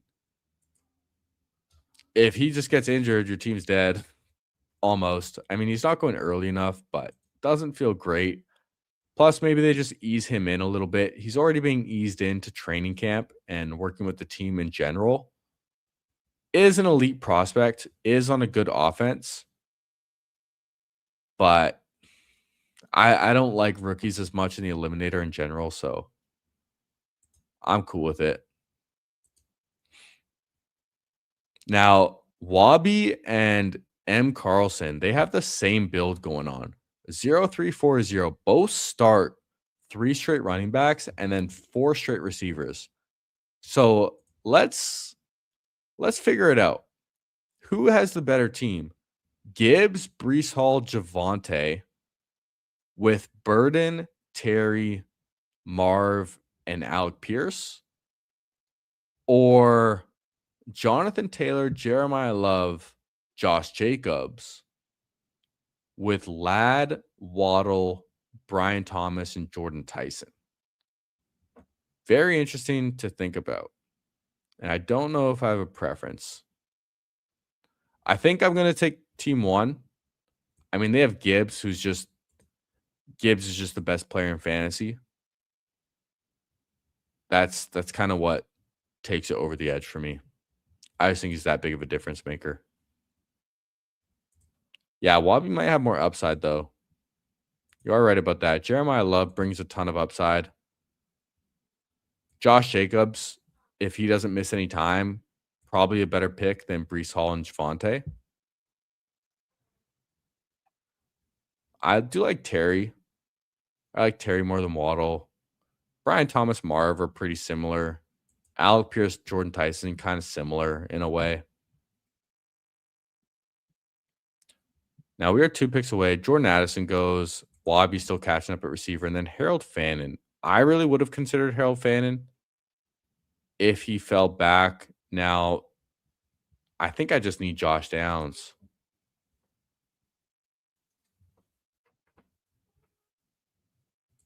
No, I'm going to take Purdy first. I have Mike Evans. I want my quarterback. I'm going to take Purdy and then see who comes back to me. I think that's the smart move. Downs does get taken. That's fine. I'll take QJ right here. I want a receiver here. I could take Corum. I could take Kraft. You know what? Kraft just might be the pick. I'm going to take Kraft. Might have a bit of a slow start to the season. And he is another week 11 bye, but dude, Tucker Kraft is just so much better at football than Quentin Johnston. And getting a balanced team feels pretty nice in the eliminator. I do have really strong receivers, although you might say they're not the most consistent guys. Pickens, AJ Brown, Mike Evans, they are 3 studs. So yeah, Zero's with me. Kraft, I agree. Seems like he's ready for week 1. Don't know if is he going to trust his knee? That's the question. He has to be able to trust it and be able to cut without thinking about it or it being in the back of his mind. That's the biggest thing. Especially when you hear these guys come back from serious injuries, they might play a little more hesitant because they're unsure or a little afraid of re-injuring. But seeing how Christian Watson rehabbed his ACL with the Green Bay staff, Makes me feel a lot better about Tucker Craft. Hey, yo, what's up? We got Emo in here. Yo, how we doing, Emo Cowboy? This has been a legendary stream, man. We are 5 drafts deep right now, almost 3 hours into our stream, and we had CURT Rambus come and crash it in our second draft, and he came and ripped the draft with us just off the cuff, which was it was fun getting the CURT Rambus experience, man. And yeah, you're right.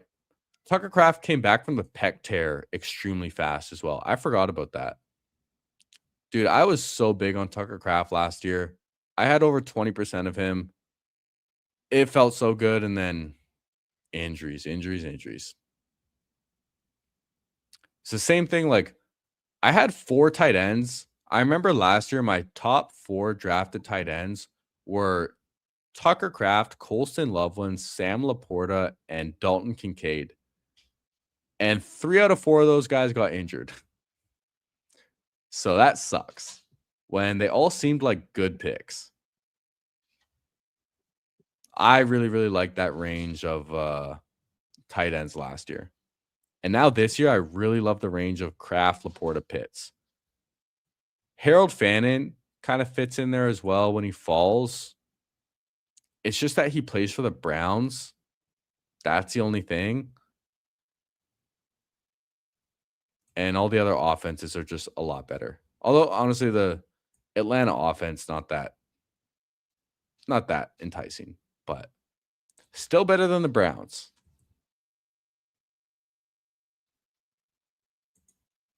Got lucky being underweight on Kraft last year, but your top guys were Pitts, Juwan, Loveland, and Warren. So it saved you. Yeah. Pitts definitely helped. Juwan was good. Loveland, he popped off week 17. Yeah, Andrews sucked. Andrews had like 1 2-touchdown game that was good, and it was just ass the rest of the time. But tight end is the most variable position, man. It's crazy. Okay. Back up on the clock. The receiver values are not falling to me, which does not feel great. I don't feel desperate to lock up a third quarterback now. I'm just going to take Matthew Golden. I don't love that he has a week 11 bye. We took Tucker Craft as well, which I don't mind having 2 Packers. I kind of like it, actually. But we just have a lot of week 11 buys with Bijan and A.J. Brown as well. So I might be tapped out of week 11 buys. So Romeo Dobbs, I don't think I can afford to take. And at this point, I think I'm pushing receiver more. And I'm going to take Jordan Mason or Tyler Shuck. I think I'm going to lean towards Mason. Running backs are important. And there's kind of a pretty big cliff. So let's do that. I can stop at 2 quarterbacks if I want to. I really don't need a third. Like Jalen Hurts and Brock Purdy, I think are fine to stop at 2. Might not feel as good in the eliminator, but I think it's totally justifiable. That's the thing. Like the year 2 breakout for Matthew Golden could definitely happen. Could definitely happen. And you're right. They don't give up on the draft picks. The Packers are very much a draft and develop team. He was a first-round draft pick.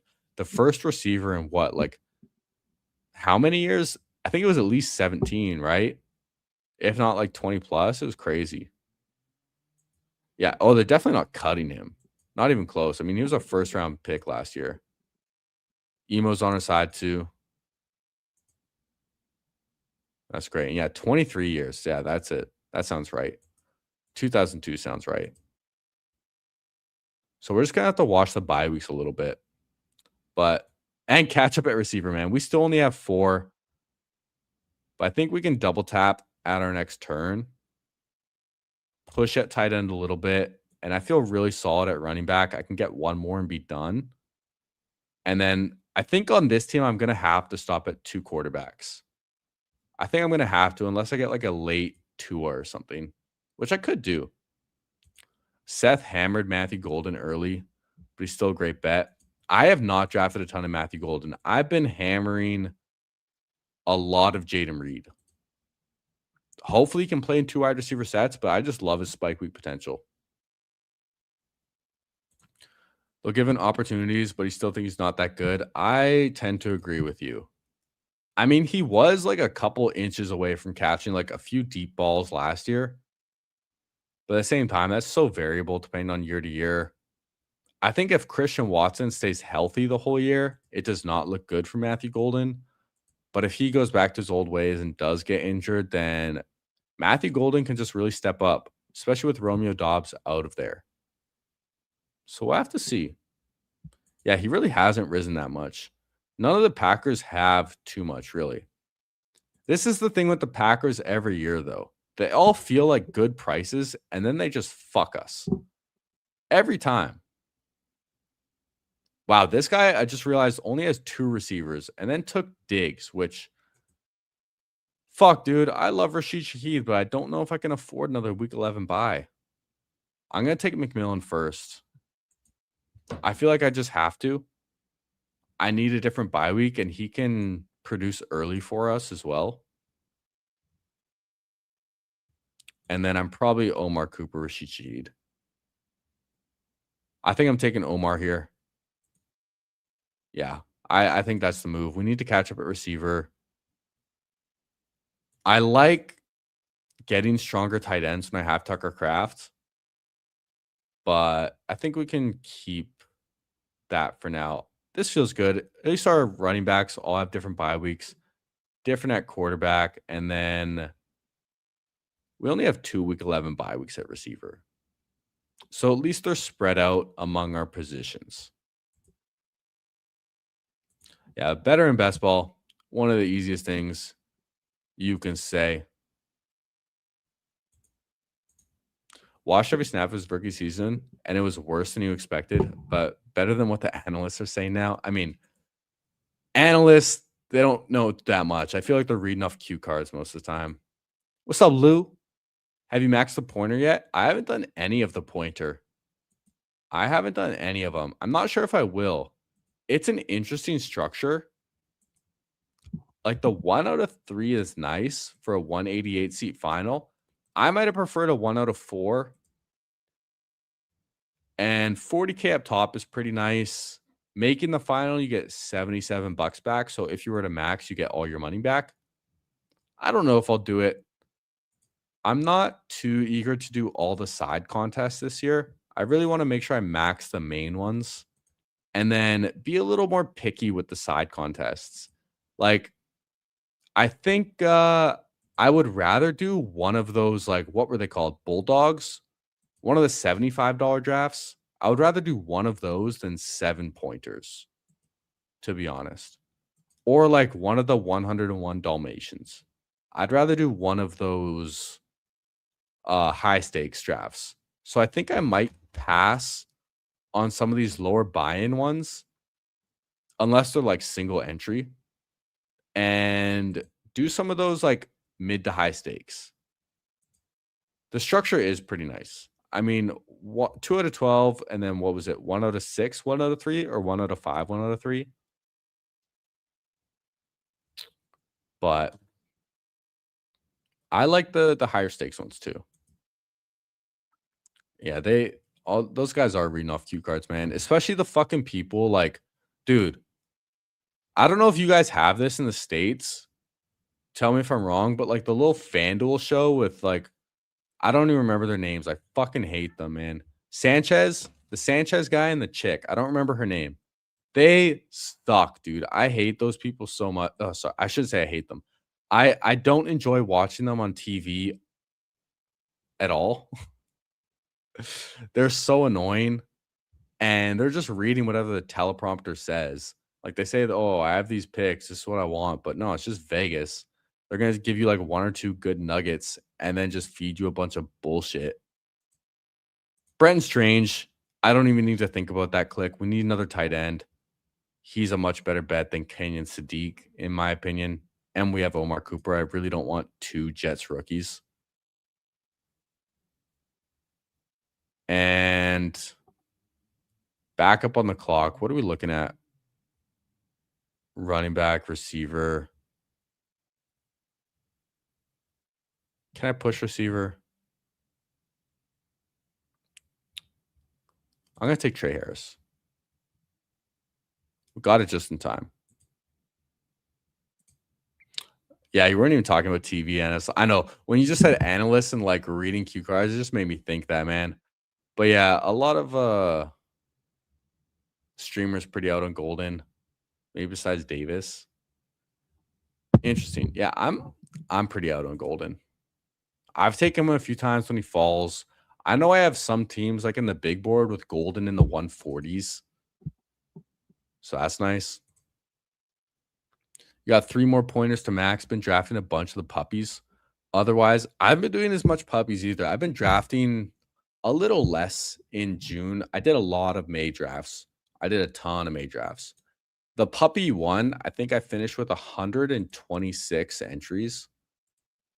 I was thinking I might try and max it, but that's the most I've done. I've also done 67 BBMs already. I've ripped the BBMs. And so now I'm really slowing down, leaned in heavy to the early drafts. Yeah, 126 puppy ones, only 13 puppy twos.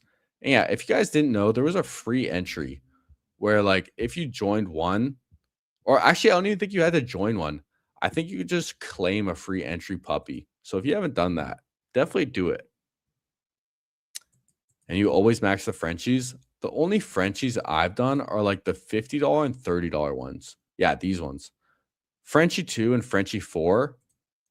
I like these a lot. Single entry, 6 out of 12, advance, 2 out of 6, 1 out of 4.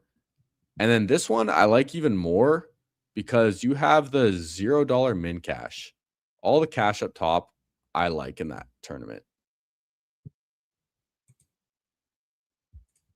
Pass on the Frenchie 3 Superflex. I did my first Superflex draft with PPR Tyler during my 300 live stream, which I fully expected. As soon as I decided, like, I'm going to let the guest pick what draft we're doing, I already know Tyler's going to pick a Superflex. But honestly, it was kind of fun. Superflex is kind of fun. Different strategy. You get to have different game theory. Like, he was talking about stacking quarterbacks for week 17 bye weeks, or week 17 in general in the finals. And I mean, that makes sense. I mean, people try and usually avoid that for Best Ball Mania, but in Superflex, it kind of just makes sense. So a little sharp. A little sharp. But I also wouldn't reach too far. Like, he was kind of considering Caleb Williams and then reaching like 15 picks for Jared Goff or whatever, 20 picks. Feels a little excessive to me. I think I would try and push or even pull up Caleb a little bit and then try and get Goff to fall. Now, what are we looking at here? Dude, Jerry Jeudy's falling like crazy and I can't take him. I think I'm done at 7 receivers. And maybe I should have just taken the tight end with my last pick. Yeah, I fucked up.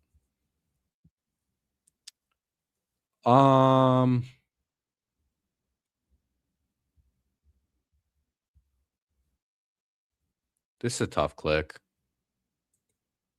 I think I'm just going to get the tight end that I think has the most upside in Terrence Ferguson. I regret not taking AJ Barner. I was thinking about taking AJ Barner or Trey Harris. I took Trey Harris. I should have taken Barner. I end up with a week 11 bye tight end anyways, and I quite like Barner this year as a breakout candidate. Terrence Ferguson, also sneaky breakout candidate, though. And why are all the best picks on the board week 11? My goodness, that's frustrating. Everyone I want to take is week 11. Emmanuel Wilson, Tua, both week 11.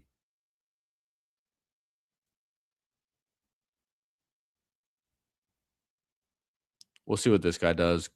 M. Carlson.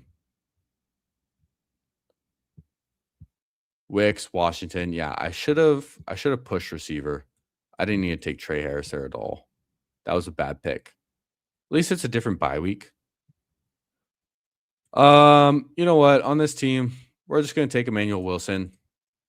we're gonna listen to Zero and say maybe the reports are just BS, and he can still be a great click in the eliminator. Yeah, you want to Trey Harris too? My bad on the snipe again. Yeah, Dak Dart. That game could just be electric in the super flex. So now I'm gonna end off with, I can actually take whatever position I want, really. Except I'm not gonna take a 4th tight end. Oh yeah, that reminds me. When I was showing the Best Ball Manias, I'm curious, what do you think about this 4 tight end build in Best Ball Mania? So, and I'll explain why I went 4 tight ends. Just look at the ADPs. But we have Drake May, Tyler Shuck as our quarterbacks. Running backs, Jahmyr Gibbs, David Montgomery, Ramondre. So I took Ramondre and Drake May at the same turn. And I was hoping that Dobbs would fall back to me, but he didn't. Rico Dowdle, Alvin Kamara. Receivers, Pickens, Devonta Smith. Pulled up Devonta Smith a little bit, which I don't mind doing it all at the 1 hole. Devontae Adams, Michael Pittman, Wan'Dale Robinson, Trey Harris, Brandon Ayuk. We got Brandon Ayuk pick 216. I'll take Brandon Ayuk with the last pick in the draft. And then Jake Ferguson, we got 18 picks past ADP. We reached on Juwan Johnson to stack with Shuck, but then we got Chig Okonkwo falling 18 picks, and then AJ Barner falling 18 picks. 3 of our tight ends fell 18 picks. I'm just going to take the best player there and say, fuck it, dude. Our running backs and receivers are good enough. Our quarterbacks are good enough. The value at tight end is just, I can't pass up. Yeah, I didn't need it, but I also didn't think I needed an 8th receiver, a 6th running back, or 3rd quarterback. So you might as well just take the best player available and take what the draft room gives you sometimes. Now, we have the choice here where we can pretty much do whatever we want. I don't think there's any quarterbacks to take, so we're going to be done at 2. Running backs, I think a 6th running back makes sense. More than an 8th receiver on this team. We just had Bijan holding it down, really.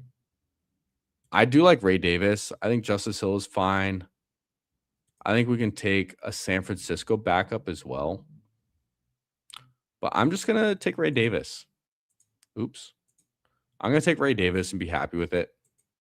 I have a lot of Ray Davis this year. If something happens to James Cook, then he's probably just a great pick. All right.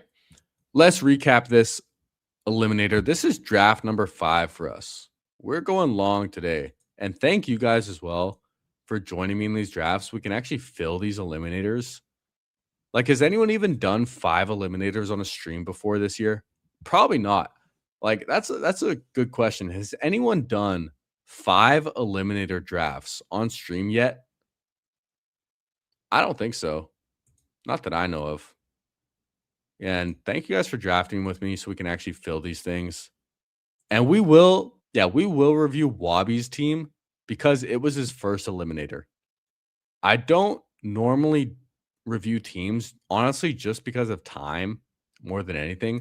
I'd rather get like extra drafts in than spend time just reviewing teams. Although I know as a viewer and like if you're in the draft, I know it's great having your team reviewed. It is just a time thing more than anything. But for Wabi, we're doing it. It's his first draft. And yeah, I have to be the first streamer doing 5 eliminator drafts in a stream. Yeah, went off the rails a little bit. First this year. Okay, yeah, not first eliminator, but first this year. Yes, thank you for clarifying, because that does make a difference. All right. Let's review our team. We got Jalen Hurts, Brock Purdy. Jalen Hurts is unstacked. I don't care. Brock Purdy, we have stacked with Mike Evans. Running backs, Bijan, Bashal Tutin, Rico Dowdle, Jordan Mason, Emmanuel Wilson, Ray Davis. I think the running back room is pretty strong. Hopefully Toot Toot kind of all rides on Toot Toot. especially with where we drafted him, but I'm okay with it. Receivers, we have Pickens, AJ Brown, Mike Evans, Matthew Golden, Jalen McMillan, Omar Cooper, and Trey Harris. Tight ends, Tucker Kraft, Brenton Strange, Terrence Ferguson. I just don't love the bye weeks. The week 11 buys do not feel great. And I think week 11 is probably this year's bye-mageddon. So something to be a little weary of, and maybe why I wouldn't take AJ Brown here with Bijan, because in week 11, we have our top, like 2 of our top picks are off, and we also have a lot of players not playing, like Tucker Kraft, Terrence Ferguson. So if this team makes it to week 11, could very well be dead unless we get a little lucky, face a lot of other teams that have week 11 buys, or other guys just pick up the slack. At least quarterback, we're chilling. So that's our team. And now we'll take a look at Wabi. Okay. Wabi, you were lurking before, right? Because I see you around 18 pick right here, Devon Vele. Y'all know that's kind of become my guy in the eliminator a bit. So yeah, definitely shows you were lurking. All right. He had to get educated before he did his first draft this year. Quarterback's not looking so great, though. I'll keep it real. Bo Nix, Malik Willis, Deshaun Watson. Totally don't mind the Deshaun Watson click. It just feels so gross. And you probably felt gross making it. Bo Nix coming off the ankle. Hopefully he's good. We'll see, though. Malik Willis, I mean, the rushing gives him a high floor, but completely unproven. So we'll see how that goes. A little bit of a shaky quarterback room, but does have a lot of upside. And all 3 guys rush, which feels good. And then, yeah, super high T with Jonathan Taylor, Jeremiah Love, Josh Jacobs, Jonathan Brooks, Sean Tucker.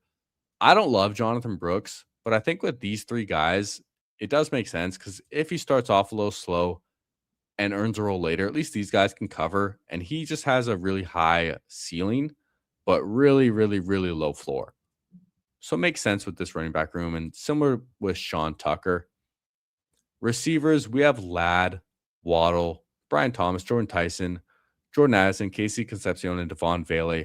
Only thing I would say here, this is a lot of spike week stuff. Waddle, spike week guy, Brian Thomas, spike week, Addison, spike week, and then rookies Concepcion, Jordan Tyson. It can totally smash, and you need spike week guys.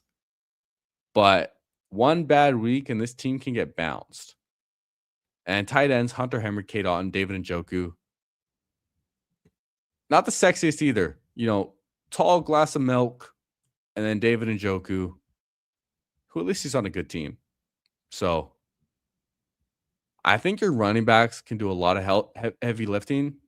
And you know what? Actually, with your receivers, when you have 3 strong running backs like this, getting spike week receivers is honestly pretty good, because if they hit your lineup, then you're probably doing pretty dang good that week. So actually does kind of come together pretty well.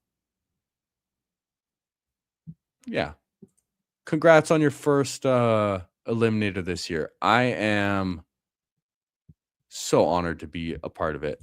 And yeah, it definitely could flop. But that's how you should be building teams. So yeah, keep lurking and you'll avoid Deshaun Watson, Malik Neighbor quarterback rooms. My goodness. Yeah, you like listening to team reviews because the streamer has time to voice his player takes without being on the clock. Even listening to reviews of other people's teams are fun. That's actually a good way to put it. That's interesting. I know what you mean because, yeah, sometimes you can just spend more time talking about the players and stuff. So I definitely understand that. Maybe I'll keep that in mind for the future. I don't know if I can review everyone's team all the time, especially if there's like 6 people in your room. You're going to spend like half an hour, which just takes a lot of time. But yeah, that's draft number 5 for us. And I think we'll close it there today. We've been going live for over 3 hours. I'm tempted to do another draft and make it 4, but I got to feed my kitties. I got to still hit the gym tonight. So we're going to end it there. Thank you all for joining me. I had a ton of fun, man. So appreciate it, everyone. And we'll be back live tomorrow. So until then, I love you. Joy is beautiful. And we are going to end this stream. Hey, damn it. Hey, down. Hey, boy. Yo. Oh, oh, dude, I just fell off my stool too. Yo, what a way to end this stream. Okay.